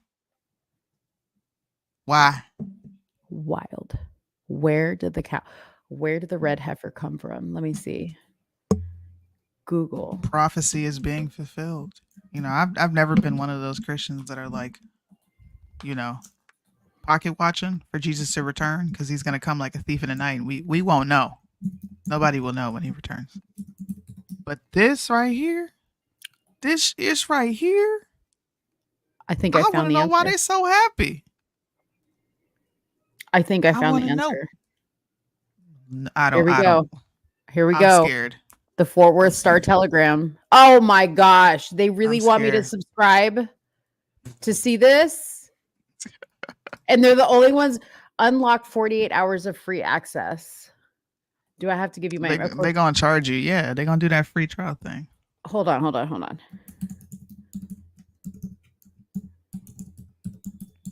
I'm putting in Soonie's email to subscribe. Just joking. I was about to say, excuse me. Okay, let's see. Hold on. Let's see if this unlocks it. Okay. It unlocked it. Here it is. Let's read the article together, y'all. There's the red heifer, okay? Brian Stinson. We need to look up Brian Stinson. Has always been a man of strong faith, and recently that faith came into play for a mission. Jewish faith leaders he knew needed a red heifer to replicate a ceremony depicted in the Bible. I felt like it was my duty as a Texan to go out and look around Texas and see if I could find a completely red, pure red cow that fulfills the requirements of the red heifer. And if I could, then try to ship it to them in Israel. Stinson told the Fort Worth Telegram. He's in Glen Rose. That's not far from me. Didn't just find one heifer. He found 5.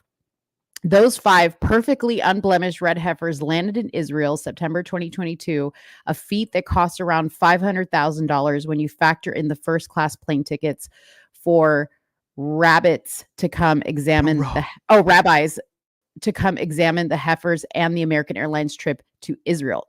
They're now being taken care of at a secure location, and Stinson and others hope to hold the ceremony they'll be used for during Passover. What? That's going to happen in East. What? Stinson runs a nonprofit called Bonay Israel that helps build up a revival biblical site. The goal of the whole ceremony is unity. How is that unity? What? Listen, do you see why this is like weird? The third temple will be destroyed. So you're building it for who? Who asked you? We need to talk to Brian. Christine, find Brian. We need to interview him. Listen, dog. Oh my God. Listen, sometimes I read the Bible, I take what I need to take from it, but I don't get like sucked into it. This has really got me like sucked in. Here we go. One of the heifers came from Urbanowski Ranch just outside of Houston. The other 4 came from Triple Creek Ranch in Rockwell. You guys, that's like a 20-minute drive. I should go investigate. You should. I should do an investigative reporting out at the ranch. Be careful. Don't get got because you messing with I'm the Jewish. boys. Should I wear my yarmulke or whatever Jewish women wear? You can't wear that. You have to wear something else. Okay. Well, I have to look like I belong. It's either that or cowboy boots. Like, what is it? Oh my god! What's the all I know is there's going to be someone who negotiates peace between the Jews and the Arabs. That's what the Antichrist is going to do. He's going to negotiate peace between the Jews and the Arabs. And this third temple is sending me, and I want to know why they're so excited when they don't believe in the return of Christ or that he is the Son of God.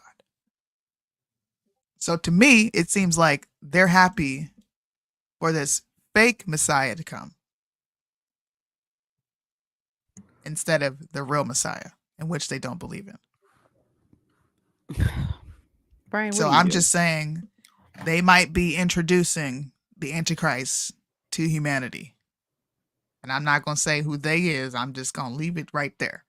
I need to know who they is. You do. We can't say it on here.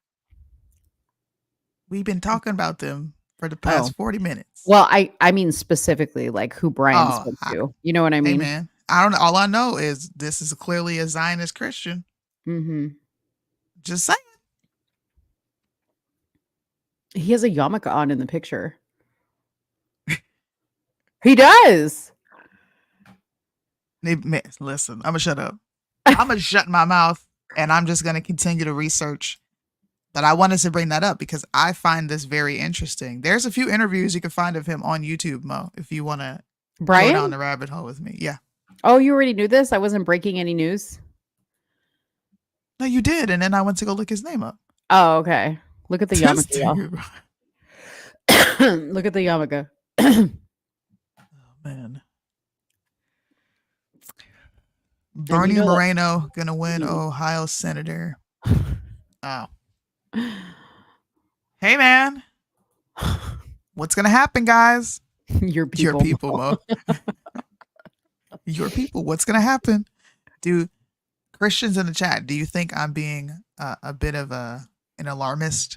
Or do you think my senses are heightened for a very good reason? Tell me the truth. It's quite interesting, actually. For somebody who's like totally unaware of this really did pique my interest now. So now I'm going to go look them up. Yeah. Well, that was my topic. Dang. About the red heifers. That was actually more interesting than I thought it would be. You thought it was going to be boring? Well, because I legit thought you were talking about 3 fat chicks, like redheaded. No. I was you don't think I'm being alarmist? No, I'm on point. Listen, I prayed like, Lord, I believe you giving me discernment, but I need you to like, you gotta, I need something. I've been asking for about 24 hours now. Mm-hmm. And everything I'm looking at, even if I look at the opposite side, even if I listen to the Jews speak to this, mm-hmm. It's all coming back to like, bro, y'all. What happened to what was our favorite Jew? Murray. What was his name? Murray. What happened to him? Why don't we talk to Murray about this? I don't know. I lost my page. They used to all follow me on my other Instagram page. I have no clue. I mean, I'm sure I could look him up. I'm sure there's a few people who still follow him who can like send his information our way, but Murray was dope. I liked him. Facts, Red Pill. Comes like a thief in the night. Right. Like there ain't gonna be no ceremony, y'all.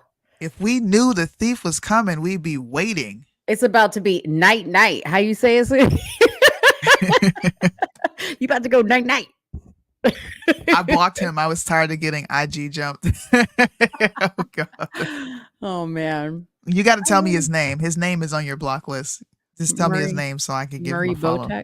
Murray Botek, was it? Because I wouldn't mind asking, his expertise on this. Yeah. I wouldn't mind.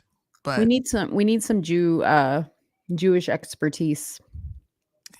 Cause I'm gonna be like, who y'all inviting? Cause Jesus ain't gonna be in no temple. He gonna destroy the temple. What you talking about? Oh, these people are wild. All right. Well, let's talk about an Obama appointed judge dismissing gun charges. Says illegal immigrants should not be deprived of his Second Amendment right. Isn't that amazing? Protecting the Second Amendment rights of illegal immigrants. Oh, you got a video? You got a video. Oh, this is just somebody talking about ending the ban on bump stocks. It's not has nothing to do with the judge. Yeah. Okay, let me read what the judge said. Okay, so a U.S. district judge appointed by former President Barack Obama dismisses gun charges against an illegal immigrant, stating that he should not be deprived of his Second Amendment right to bear arms in self-defense. U.S. District Court Judge Sharon Coleman of the Northern District of Illinois, who had twice previously denied the illegal immigrant's motion to dismiss the case against him, reversed herself in the case against Heriberto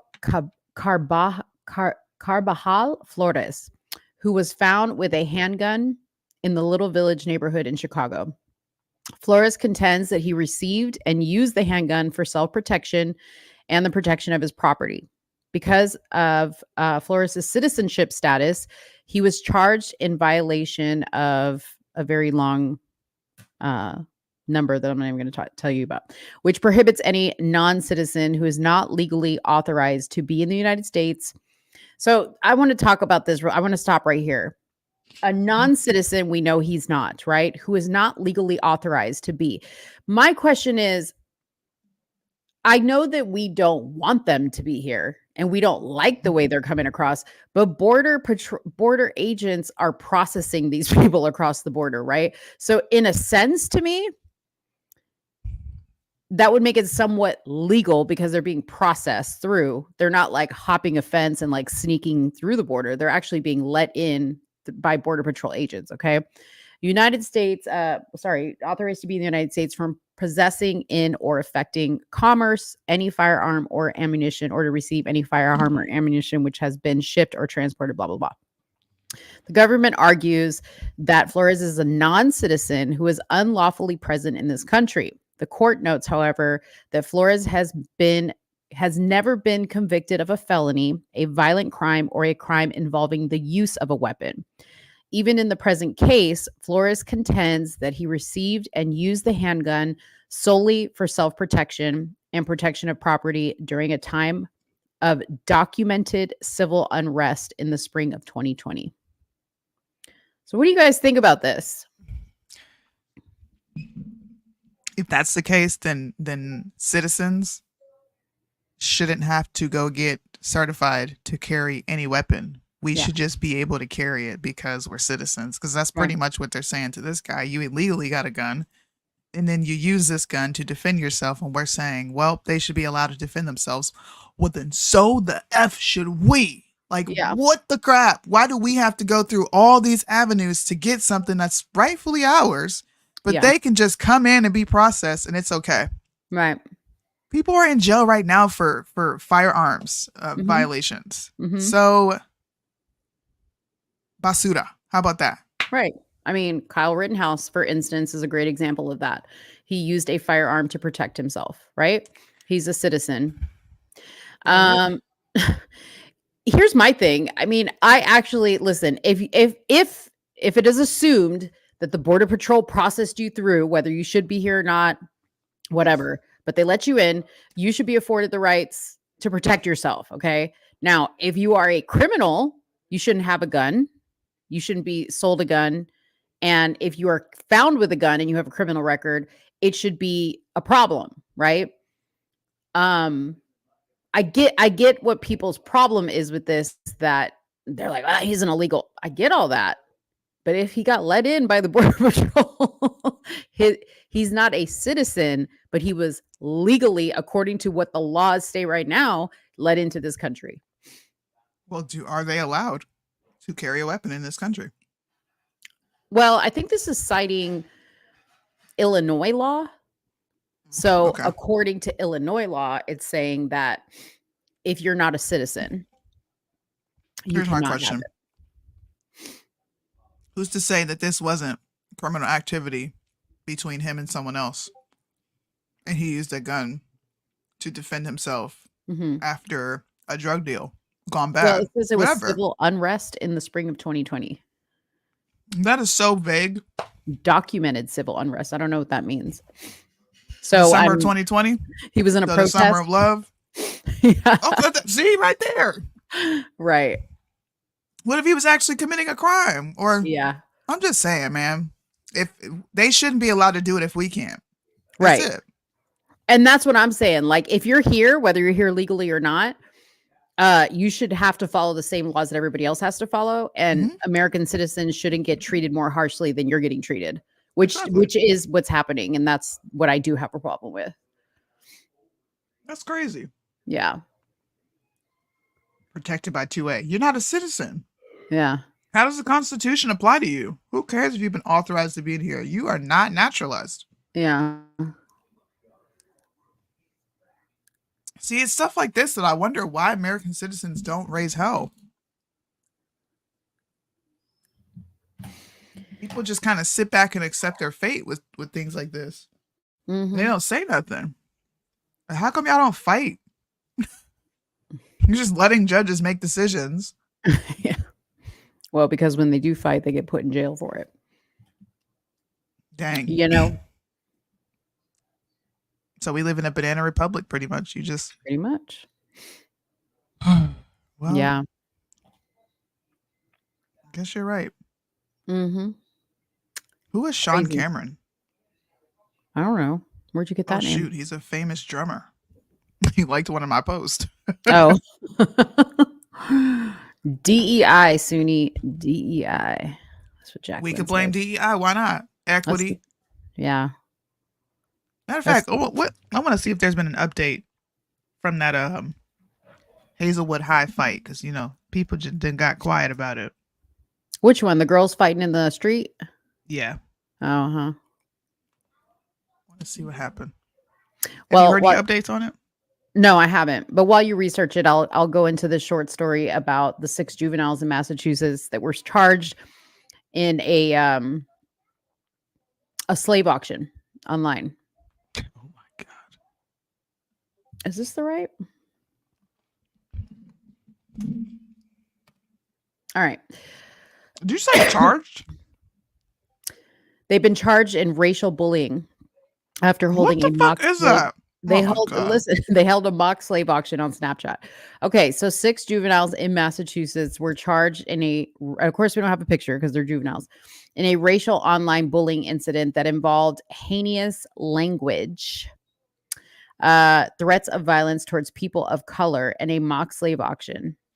Students from Southwick, about 104 miles southwest of Boston, allegedly participated in a hateful, racist online Snapchat discussion. Kids, this means your Snapchat discussions are not private. Between February 8th and February 9th, Jillian said he became aware of the incident on February 15th and immediately called the Massachusetts State Police. On Thursday, at the conclusion of the investigation, the district attorney authorized members of the detective unit to pursue criminal charges against the juveniles. They were all charged with threat to commit a crime. 2 of those juveniles were also charged with interference with civil rights, and one of the 2 was additionally charged with witness interference.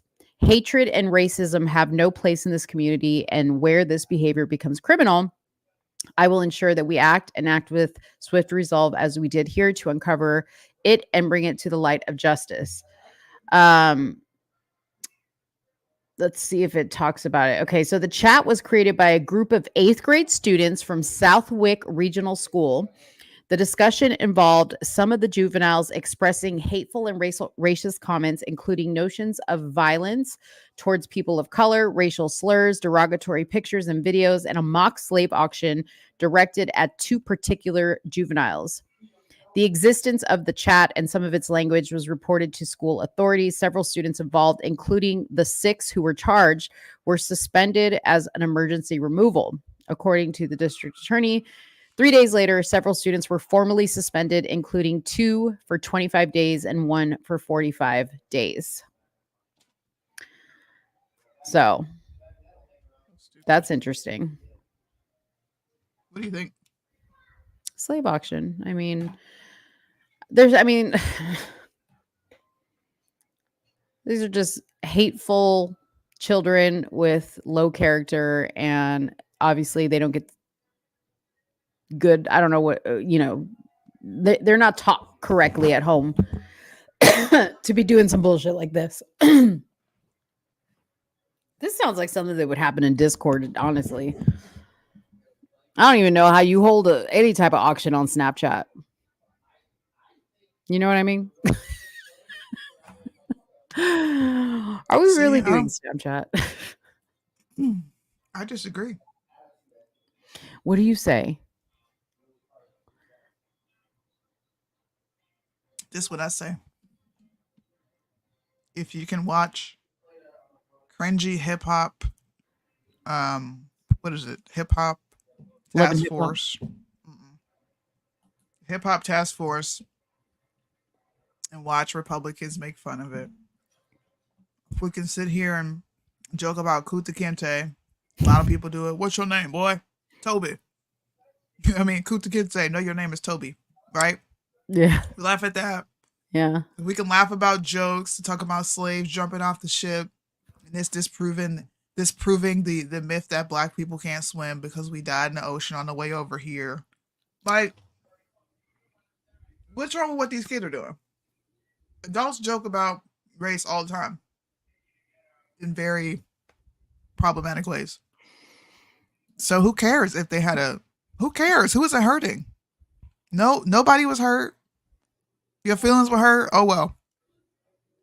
Do you believe you're a slave? I'm telling you, when I tell you this is where I am with black people, this is legit where I am. If you keep identifying yourself as somebody who came off a slave ship, then don't get mad when they reenact history. That's all they did. Well, this is like getting mad at the Civil War people reenacting the Civil War every year. I don't know if they were necessarily see, again, we don't know how this went down, right? Like when they say slave auction, okay, I'm picturing like an auction, like, somebody talking real fast, describe, I don't know how it went down. But I just think this is poor behavior, okay? I don't care that other people are doing it and that people are making fun. Number one, if it's adults and this is what you want to do, you're responsible for your actions, blah, blah, blah. But come on, kids, do better. Don't grow up and be this type of people. Don't feed. What is this type of people though? Like idiots. It's a racial joke. Idiots. Man.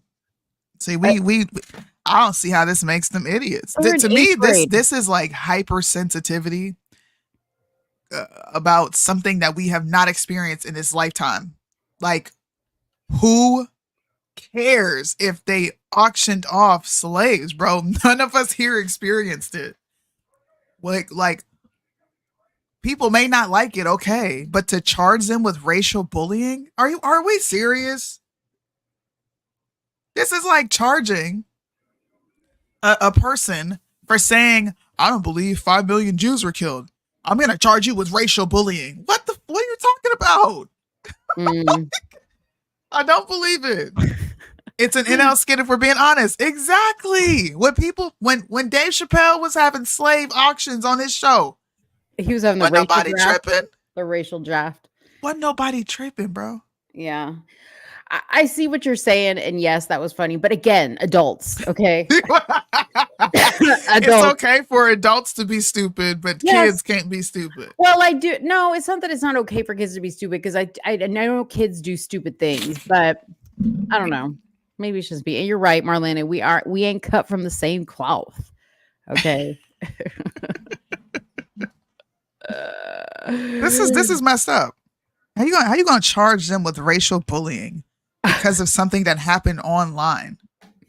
Like, to me, hateful, racist online snap. Like, come on, bro. To me, I'm sitting here listening to Jews complain about somebody reenacting the Holocaust, or somebody turning Anne Frank, which was a book we all had to read in school, into a Snapchat skit. Are you going to charge them with racial bullying because they decided to depict Anne Frank, who, by the way, people don't even believe existed, but that's neither here nor there. When does it end? It's like, I can't believe I'm the person saying this right now. I know. Well, okay, so kids, those of you guys that are being charged with stuff and probably going to go to court, make sure this is not somebody you call to be your witness. Okay, this guy is a state witness in the Young Thugs YSL RICO trial, and let's hear what he has to say. That we qualified that, you qualified it as the detectives and police. And I asked you, the authorities, the police, the prosecutors, I just made it broad, that they forced Jeffrey Williams into it. Did you hear you say that? Man, can I get the water or something? I'm so high right now, y'all. I'm about to go to sleep on y'all. I ain't gonna tell you no lie. Yes, you did. In case you didn't hear what he said, and for those of you guys that thought that, Mo, there's no movement on the video, it's frozen. Got that cotton mouth. He said, I'm so high right now, I need some water. I ain't even gonna hold you. They asked him a question. He said, man, I'm so high right now, I can't. And look at him. He is floating. Okay, she brought him the water. He probably drank it through the mask. Yeah. Why are they still wearing masks? I don't know. Never mind. Never mind. They listen. Ain't this one of Fannie Willis's? Man, listen, she's losing. Okay, that's as far as they need to throw this whole Young Thug case out. Okay, after this witness, how can you even keep questioning him? You can't question a witness who just said he's high. Right. That means that their testimony is not on the record. Right. They're gonna throw it out because you're under the influence. You can't even take a lie detector test high off weed. Oh man. No, but this thing right here. I'm sorry. I went back and read. I'm reading the article you were reading, right? Yeah. The slave auction. How are they charged? What is a threat to commit a crime? Like, what crime are they threatening? See, again, we don't know because it's not like they released the transcript from the Snapchat. We don't know. Wait. 2 of those juveniles were also charged with interference with civil rights.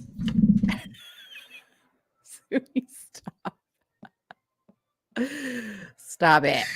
How do you interfere with civil rights? How do you interfere with civil rights online? Aw, here comes Marlandon. I want to get on here and say that what it was is somebody got their feelings hurt and they decide to let's make up a charge so we can charge these people. That's all it was. That's all it was.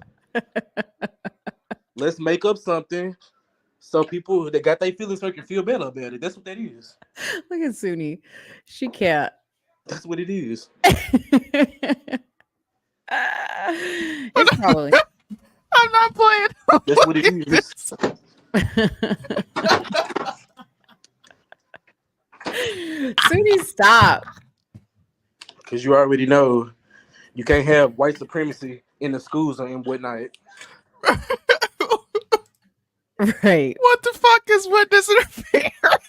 I told you they had to make up something so people feel better. You know what? If these 8 students are white, go watch the Candace interview with the rabbi and learn that the definition of racism is always fluctuating. Oh, bro, I'm crying tears. That's gonna be your defense. These charges. Yeah. Interference with civil rights. Oh my Lord. That's what they had to do. Somebody got their feelings hurt. What does this charge carry? What does it carry? And of course, the Shade Room posted it, and people was in the comments eating it up. Oh, lock them up. I know they white. I know white supremacy this, white privilege that. That's why they not showing them in our league. Jesus Christ.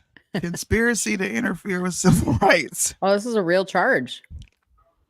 If 2 or more persons in any state territory conspire to deter by force, intimidation, or threat any party or any witness of the United States from attending such court, from testifying any pending matter therein freely, fully, truthfully to injure such party. Okay. What they a witness to and who they testifying against. It's no wonder nobody can follow law. They make it so complicated. Preventing an officer from performing duties, depriving a person from rights or they gotta privileges. cater to people's feelings. Nigga. Whoever you are, Massachusetts. Sir, district attorney. How the hell are you depriving anybody of rights or privileges from fucking TikTok? I mean, Snapchat. Oh my Lord. That's why I'm saying you got to be careful who you add as your friends and all this. Because people be screen recording and all this, showing other people. I'm making a video and I'm just gonna sit there and laugh my butt off, bro. You should have never told me this story. Wow. I wasn't even paying attention to the story. I kept scrolling. I was minding my good old business. And you had to read them charges. Yeah. Because when I saw it on the share room, I was like, what? Oh, it was. They posted it. It was on the Shade Room. I'm sorry, Mo, but that was funny. Mo's like, I'm trying to be serious here. So I know. I'm trying to be serious. Oh, it is on the Shade Room. You're right. Yeah, it was on. I was like, what? And of course, you got people in the comments eating it up, which is not surprising. Oh man, I don't know. All right, well, you're welcome, Soonie, for the material. Bro, thank you, because that was funny. Yeah. It was when I saw it too. Yeah. All right. Well, let's talk about Stephen A. Smith. Let's hear what he has to say. I don't know. You know, I have like a love-hate relationship with him. You know what bothers me about him though, Soonie, is like I just see Mitch when I see him. Like when I look at him, I see Mitch. I feel you. The hairline and everything. It's the hairline, not the grill though. We got to leave Steven's mouth alone. Thanks for coming up, Orlando. Right. Bye. Not his grill though. Don't do that to Steve. Yeah, he didn't do nothing to deserve it. Yeah. All right. So he slams Democrats for using legal system against Trump. Let's see what he has to say. Trump is kicking the Democrats. You know what? 91 charges. 4 indictments, 91 counts against him. He's been impeached twice. And he still ran away with the GOP nomination. It was a cakewalk. DeSantis couldn't beat him. Christie couldn't beat him.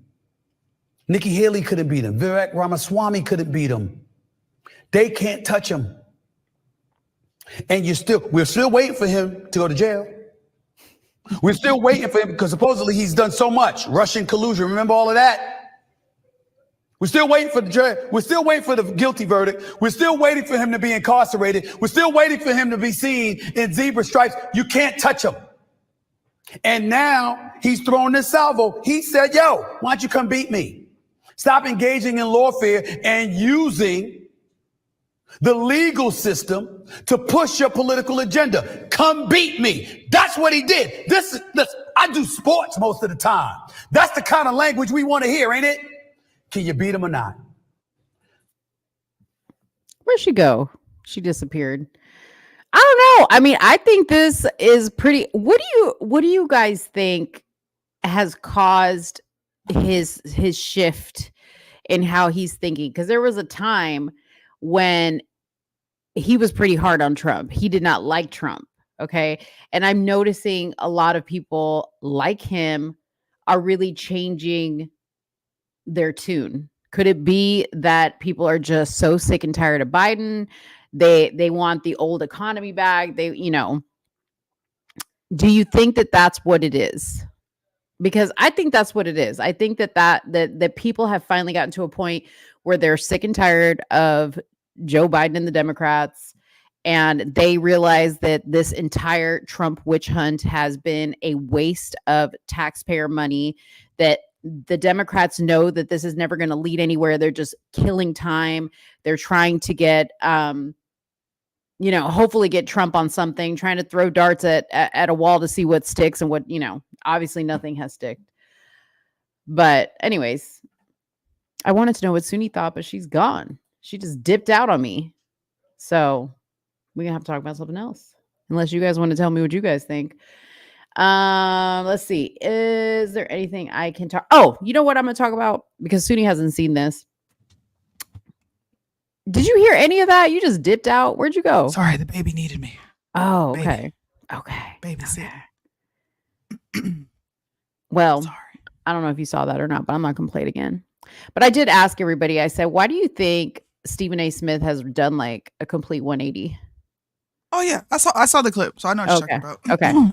Because Joe Biden sucks. That's what I said.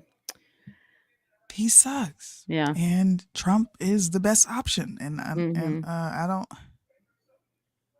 I'm sorry, but when cilantro is $12.99, for real though, you gotta go. Cilantro is $13 out here. Yeah. You got to go, pimp. It's a lot. It's still almost $4 to fill up my tank. It ain't dropped below $3 in 4 years. Dude, let me tell you something. Okay. I was looking at my monthly expenditures. Okay. And it has gone up every month. Now I've just been looking at January, February, March. Okay. I spend, this is with everything included, mortgages, investment, blah, blah, blah, almost $12,000 a month. That's crazy. That's crazy. Yeah, crazy. Just telling you. I wanted to go back down, okay, because it is pretty much almost doubled from what it was. Just so you know. That's just you, or is that just like your family? No, that's the whole family. Yeah, that's the whole family. Oh, that's not bad. I think it's terrible. You have a family of what? You have 3 kids. I only have 2 kids, and my 2 kids pay for their own stuff. Okay, so really that's the household stuff, the bills, the groceries, the gas, insane. Cost of living is high out here, so that's probably why I'm saying it. So let me shut up, because it's not even a fair comparison. I know. It's crazy. Well, so I did want to do a quick review. You guys know sometimes I watch shows, and I watched a show. Some of you guys may know about this. It's on HBO Max. If you don't have it, I don't know what to tell you. Subscribe for like a quick second and watch it if you're interested enough. But the show is called Quiet on the Set. I'm going to show a trailer here really quick so you guys kind of can see a glimpse of it. But Quiet on the Set, initially I wasn't going to watch this because I was like a kid of the Nickelodeon age, but my kids were kind of like, they didn't watch Nickelodeon as much. But when I was, a child and a young actor, I did audition for a few Nickelodeon shows. I never got on a Nickelodeon show. My brother got like on a small like game show that was kind of put on by Nickelodeon, but it wasn't like a regular show.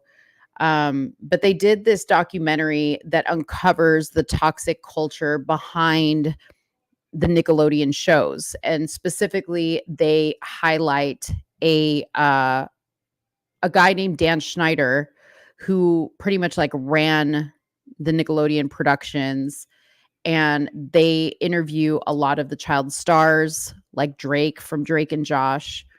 They interview some other people that I don't even know who they are, to basically talk about the horrors that happened behind the camera and even in front of the camera. When you guys start to see some of the things that they show, if you ever watched the Nickelodeon special, and you start to see some of the messaging that was being sent even back then in the 90s, very sexual messaging, like the kids showing their feet all the time.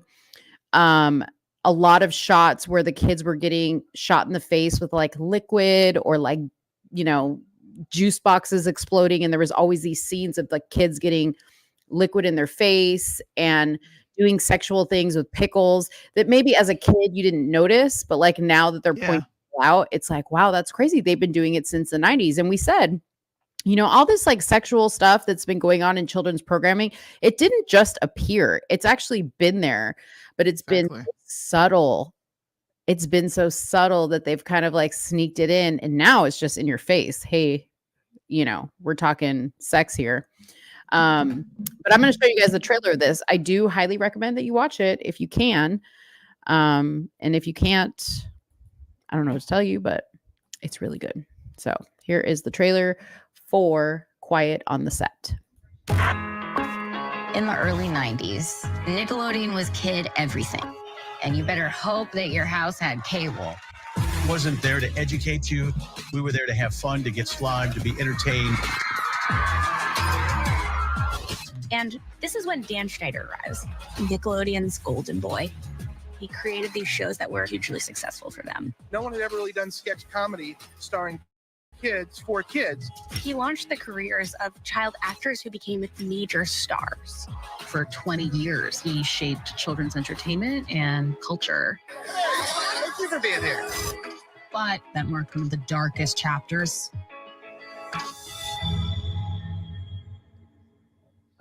Working for Dan was like being in an abusive relationship.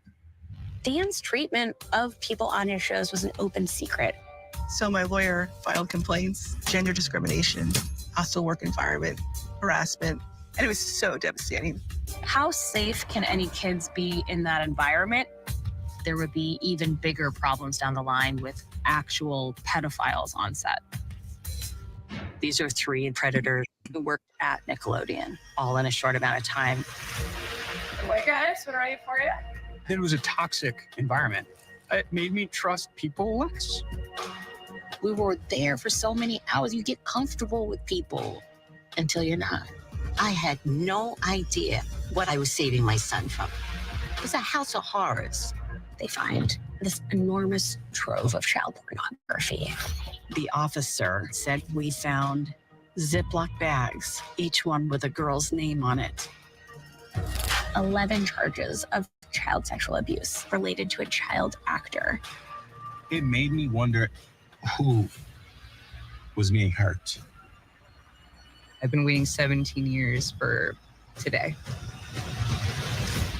It wasn't dealing with anybody on the shows or anything, right? It was a child actor. On one of our shows. Yes. Have you ever told your story publicly before?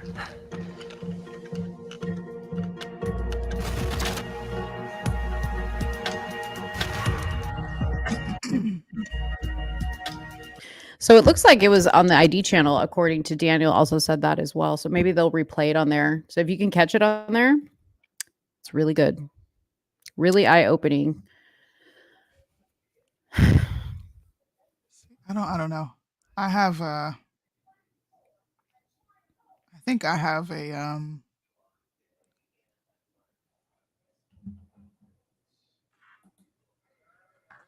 sorry. I just pulled up the documentary. I look at this. This is not saying that this didn't happen. Clearly, everyone knows that Nickelodeon and Disney kids are sexually abused. I don't even think that this is not a big revealing thing, right? But I feel like more than anything, we are just enticing this population of predator-like men and women to find different ways to exploit kids. Because to me, this feels like exploitation. There's an entire documentary where people gain financial, they're gaining some sort of financial benefit from it. And these kids, now adults, have to live with opening a wound. I don't know anybody who's ever faced any molestation and sexual assault, especially when it's something that you don't want to talk about. You have shame. Reopening these conversations can be extremely detrimental. It can. Now, they're doing this by choice, but it still makes me wonder, why now? This has been a known fact forever. I remember when Ariana Grande, she was having a whole scandal that went away quietly about her taking naked photos, them finding naked photos of her. Topless. Selena Gomez. We all know Demi Lovato went through it. She is batshit crazy. Yeah. They talk about Amanda Bynes in this too. Amanda Bynes, and she's crazy. So I don't know, man. I get very weary of movies like this.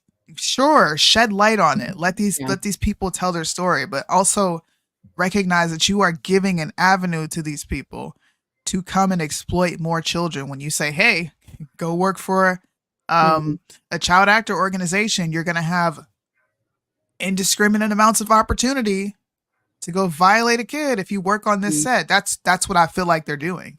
They're like openly broadcasting this thing. Like you're saying, like showing them the formula. Pretty much. Yeah. I mean, yeah, you can definitely take it that way. The interesting thing is obviously all the people that did the interview no longer have a career. And you know, the two women that you see talking about how it was humiliating to talk to Dan, those were two writers on the show. And it was a very interesting dynamic between the two, because one of the women actually initiated a lawsuit and she'd never allowed it to get far, right? Like, so the minute he started to like do very inappropriate things, she was like, I'm out of here. Yes, this is my dream job. Yes, this is like, I mean, this pains me to have to walk away from this, but this is not right, right? She stood up for herself, okay?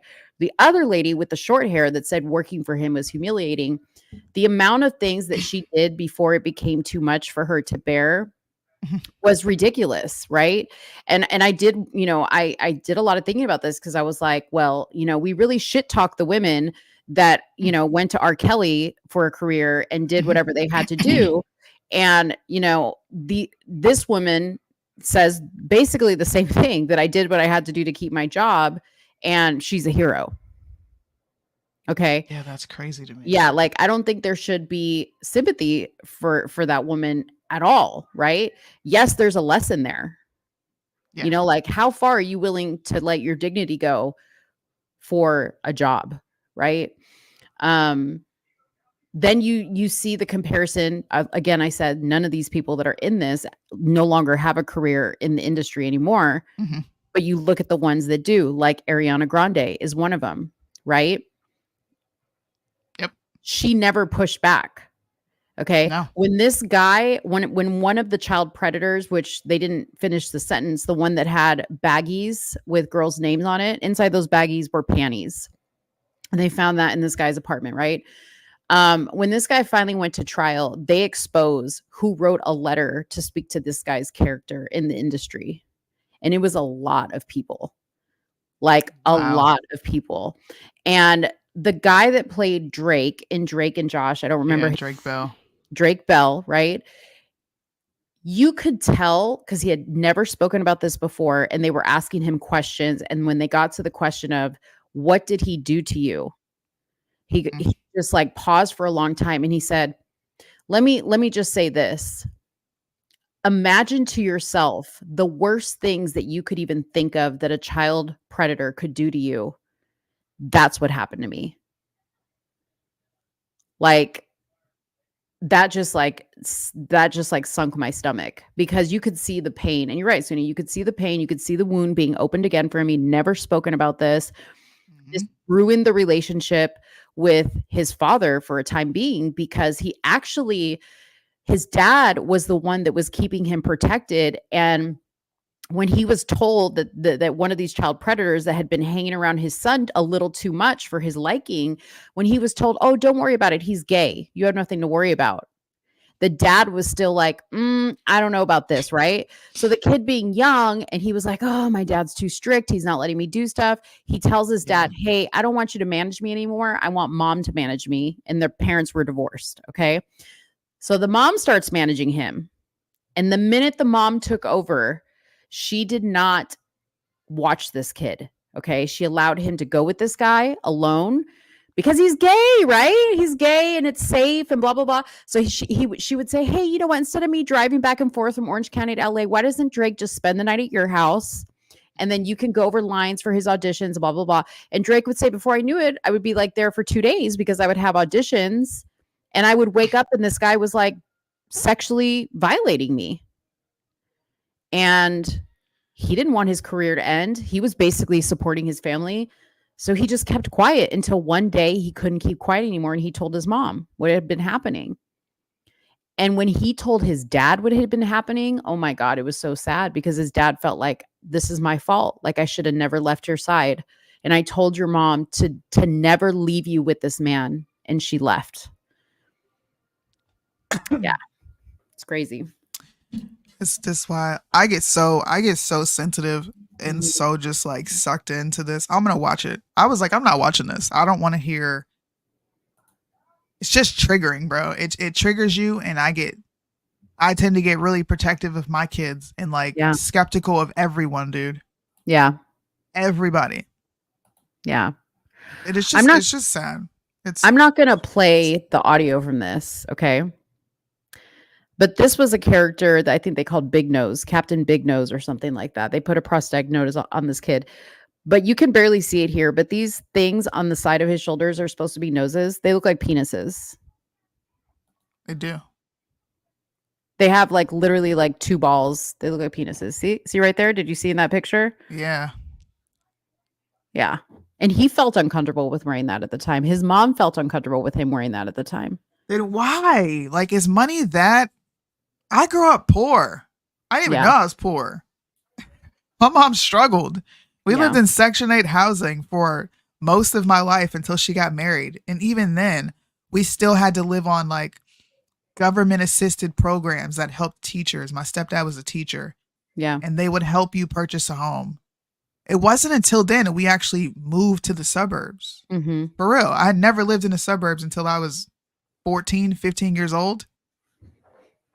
Why can't people just grind it out? Is it worth ruining your kid, man? Nothing is worth that to me. I would rather be broke figuring it out than to ever exploit my kid for money. Because essentially that's what these parents are doing.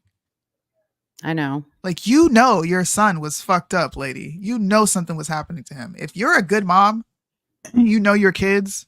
Yeah. You immediately know when something is off. Yeah. They ain't even got to say nothing. My son got his soccer ball taken away from him, right? Mm-hmm. And he gets in the car and I could just see it on his face. I said, what's wrong with you? And he was just like, he got upset and cried. I got my soccer ball. That's his life, soccer. Mm-hmm. Mm-hmm. But all he did was walk to my car and he just had a face. Yeah. What's wrong with you? Imagine something more detrimental, like what these kids experience, like a violation. Yeah. Mm-hmm. And you don't know that your kid's being violated. I don't believe parents when they say that. I really don't. I couldn't even imagine. I couldn't imagine not feeling the shift in my child. Yes. Or even like watching them film something uncomfortable for them and not saying, I can tell they're uncomfortable. Yeah. You know? Crazy. I'm not going to purchase anything. I just found a website that's streaming it for free $99. So if y'all want the link, hit me up. If y'all want the link, everybody, we only have 1 like. What the hell? Everybody hit like on this. What the hell's going on? We can. That's Facebook though. Oh, we only have the account for Facebook. No, they're all up, but Facebook is the only one that shows. Oh, likes. Okay, I'm sorry, you guys. I take back everything I said about you. Put a 1 in the comment if you want the link. That's crazy, man. I'm glad you saved that one for last. Because oh my god, why are you guys switch sides? We switch sides.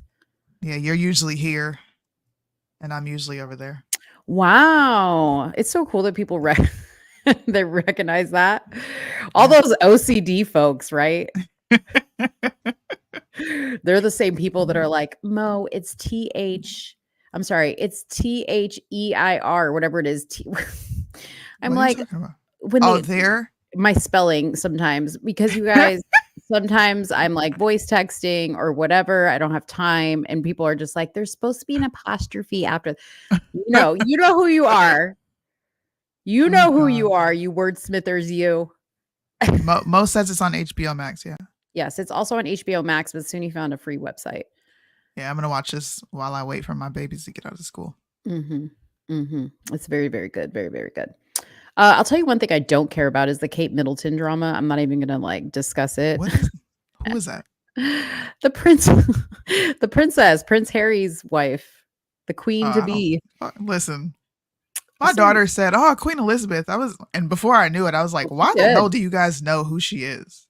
Like, why? Well, Queen like, Elizabeth, what relevance does she have to this country?" She did. She ain't got no relevance no more.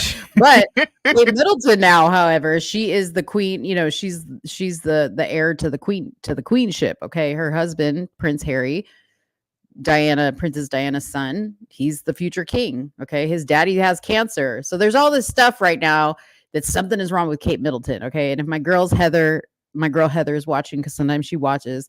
Her and my friend Angela, they are so wrapped up in this Kate Middleton stuff, and they're like sending in our group text all these like TikTok videos, and I'm just like, you guys stop feeding into this.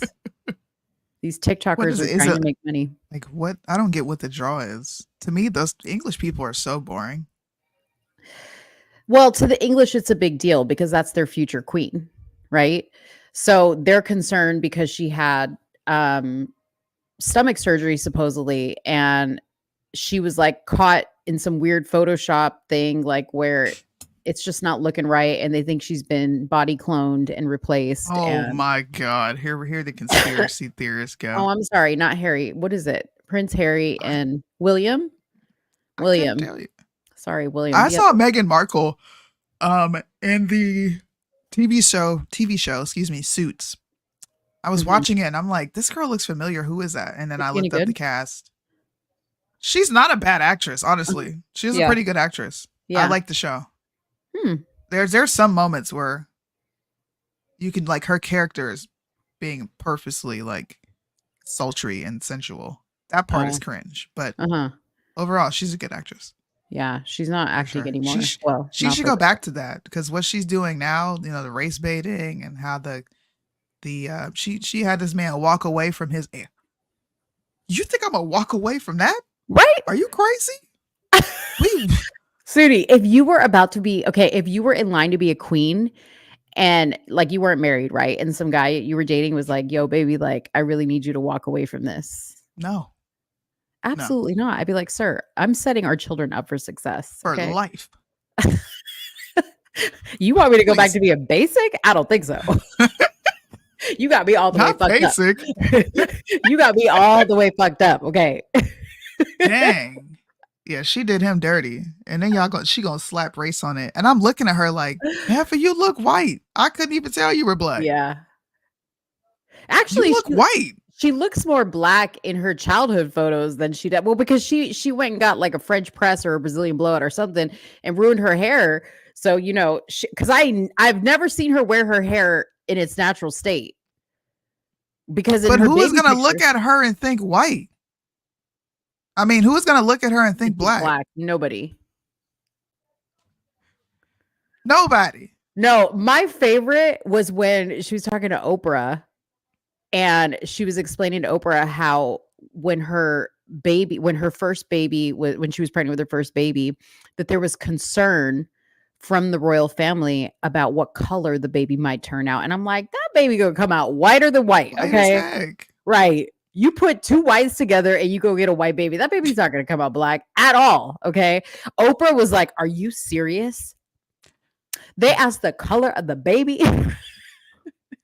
I mean, isn't that common? I wondered what my children would look like because me and my husband are vastly different in shape. Right.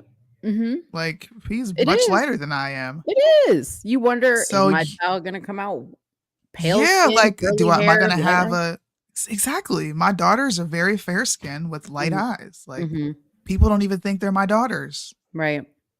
That kind of pisses me off because I'm like, what you mean? Like what if my husband was white? But your son, on the other hand, he's like your clone. Yeah, my son is my spitting image. He looks just like me. Exactly like you. It is weird. It's like a little, like whenever your son gets in the camera frame, it's like mini Soonie. It's the weirdest thing. It's like a mini Soonie. It's the scariest, like down to the facial expressions, everything. It is the weirdest thing. Somebody, what was I doing? I was playing on the game with my husband and his friends. And I had like chuckled at something, and somebody was like, "Yo, is your son in the room?" And he's like, "No, that's my wife." And the guy was like, "Dude, what the? You sound just like him. Like we pretty much have the same laugh." It's so weird. It's weird. Everything. Like if you guys want to know what Soonie's son looks like, just like He chop looks like Soonie's me. bun off. Just chop the bun off, and that's what he looks like. Pretty much. He's probably making that face right now. He has school. It's fun week at school because they're about to go on spring break. So dang, they're behind.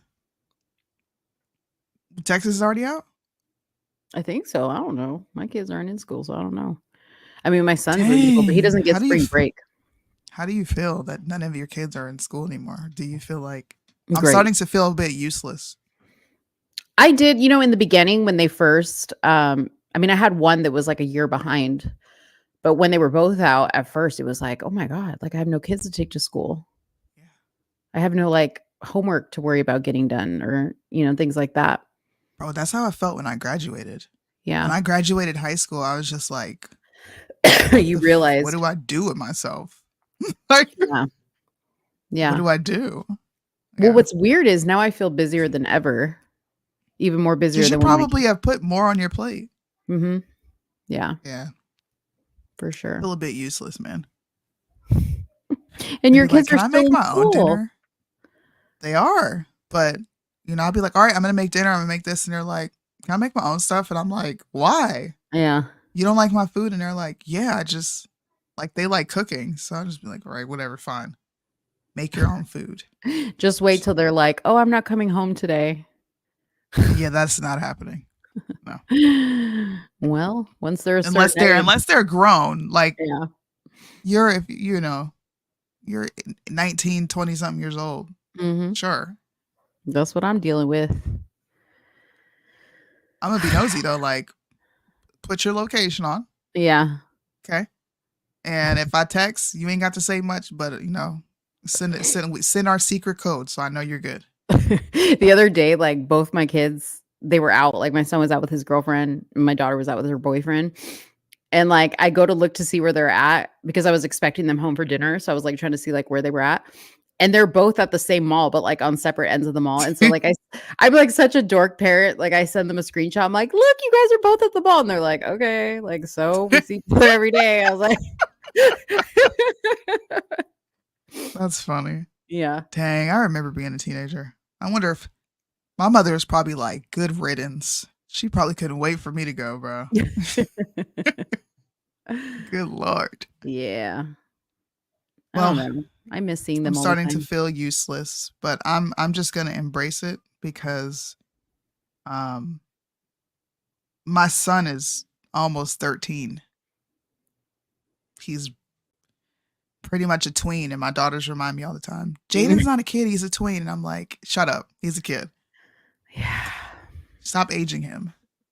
And he's starting to show it too, because he's like, Mom, can I get these sneakers? Mom, can I get a Messi jersey? He's gonna start. Mom, can I go to the park across the street? Yep. Yeah. Yeah.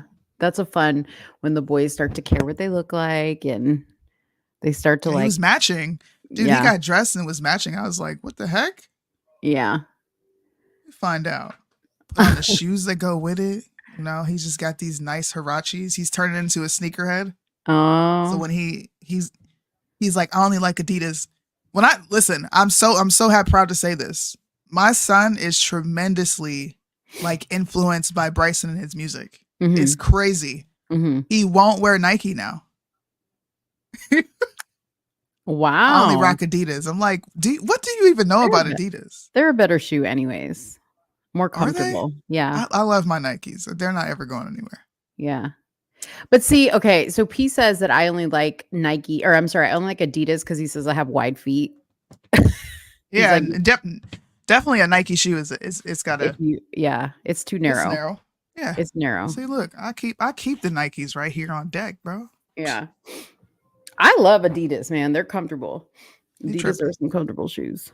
These are some comfortable shoes. You can walk in these and be Wait, perfectly which ones fine. are those? These are the Nike. What are they called?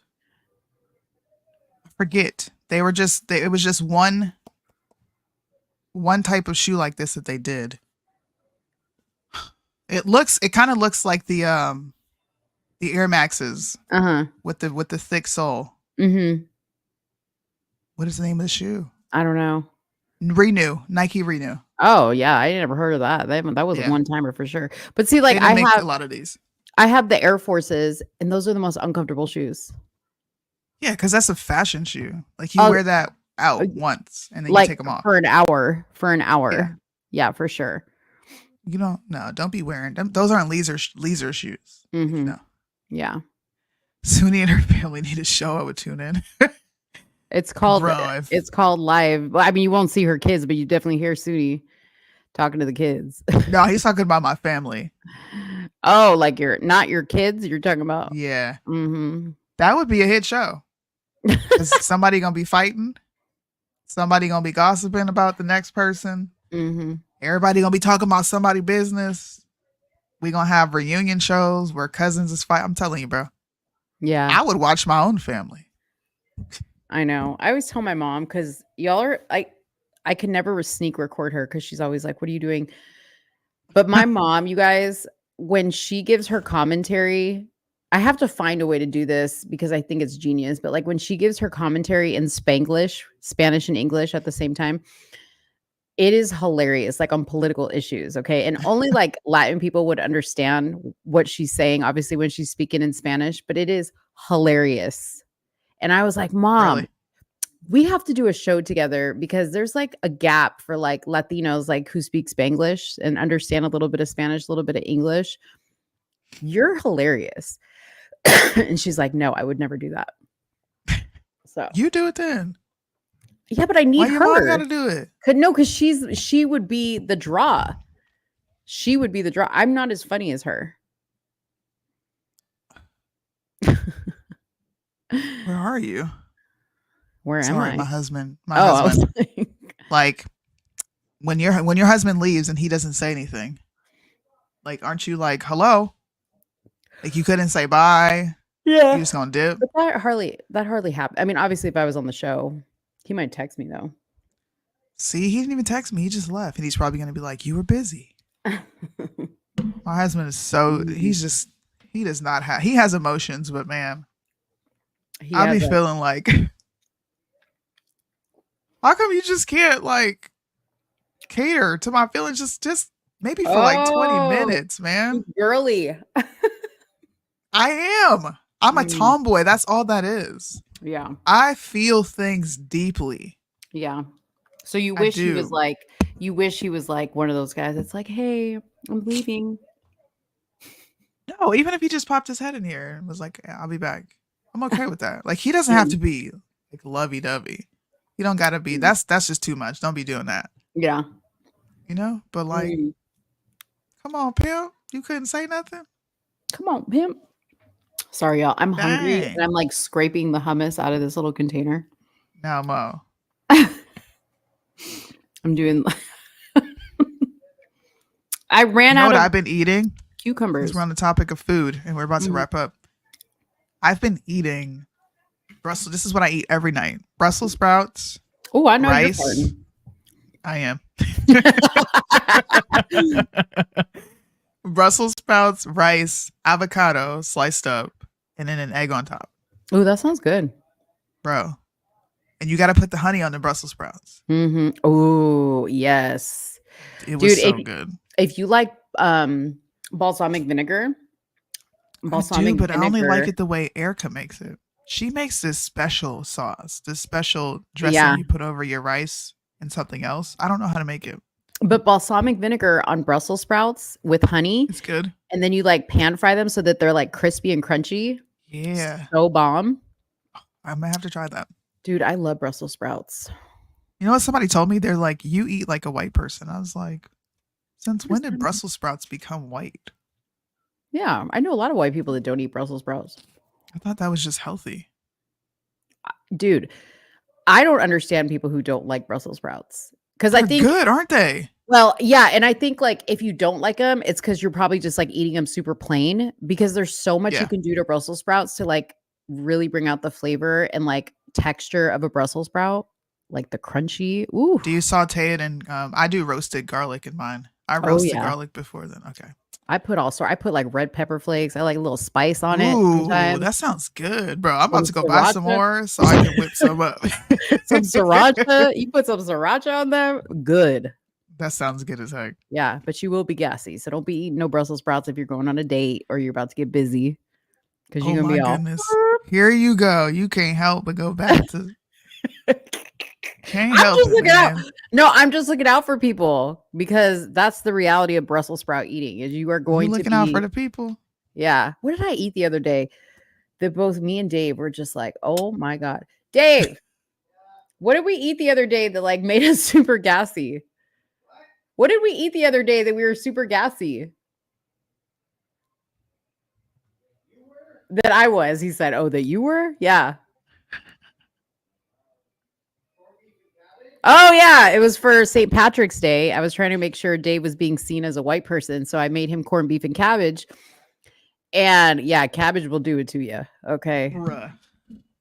Y'all want to hear something funny? I'm sitting here and I can hear pet pitter patter. I'm like, oh, she got her feet in there because she's in a walker. Mm-hmm. Tell me why this kid got out of the walker. And where is she? And she's just crawling around. How did she get out? Oh, she got out the walker. Emery. She got out the walker and now she's attempting to grab the headphones. Well, all right. Emery's Show's gonna over. make her debut. I'll be right back. No, it's okay. I'll end the show. Soonie, say bye. Anyways, she said bye. All right, guys, we are ending tonight's show. We will see you on Friday for another show. We will probably have Duran on the show. But you guys, thank you so much for watching. Make sure to hit a like if you haven't already done so. Oh, she's coming back with Emery. Emery will say bye to us. I was just about to sign off. Go ahead. Bye-bye. Bye-bye. Bye-bye. Bye-bye. Bye-bye. Bye. She can't even hear me. I'm like one of those fools. I'm like, y'all. I'm like, bye. And she can't even hear me.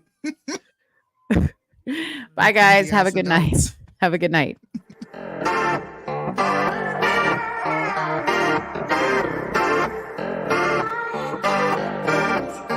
Patriotic song.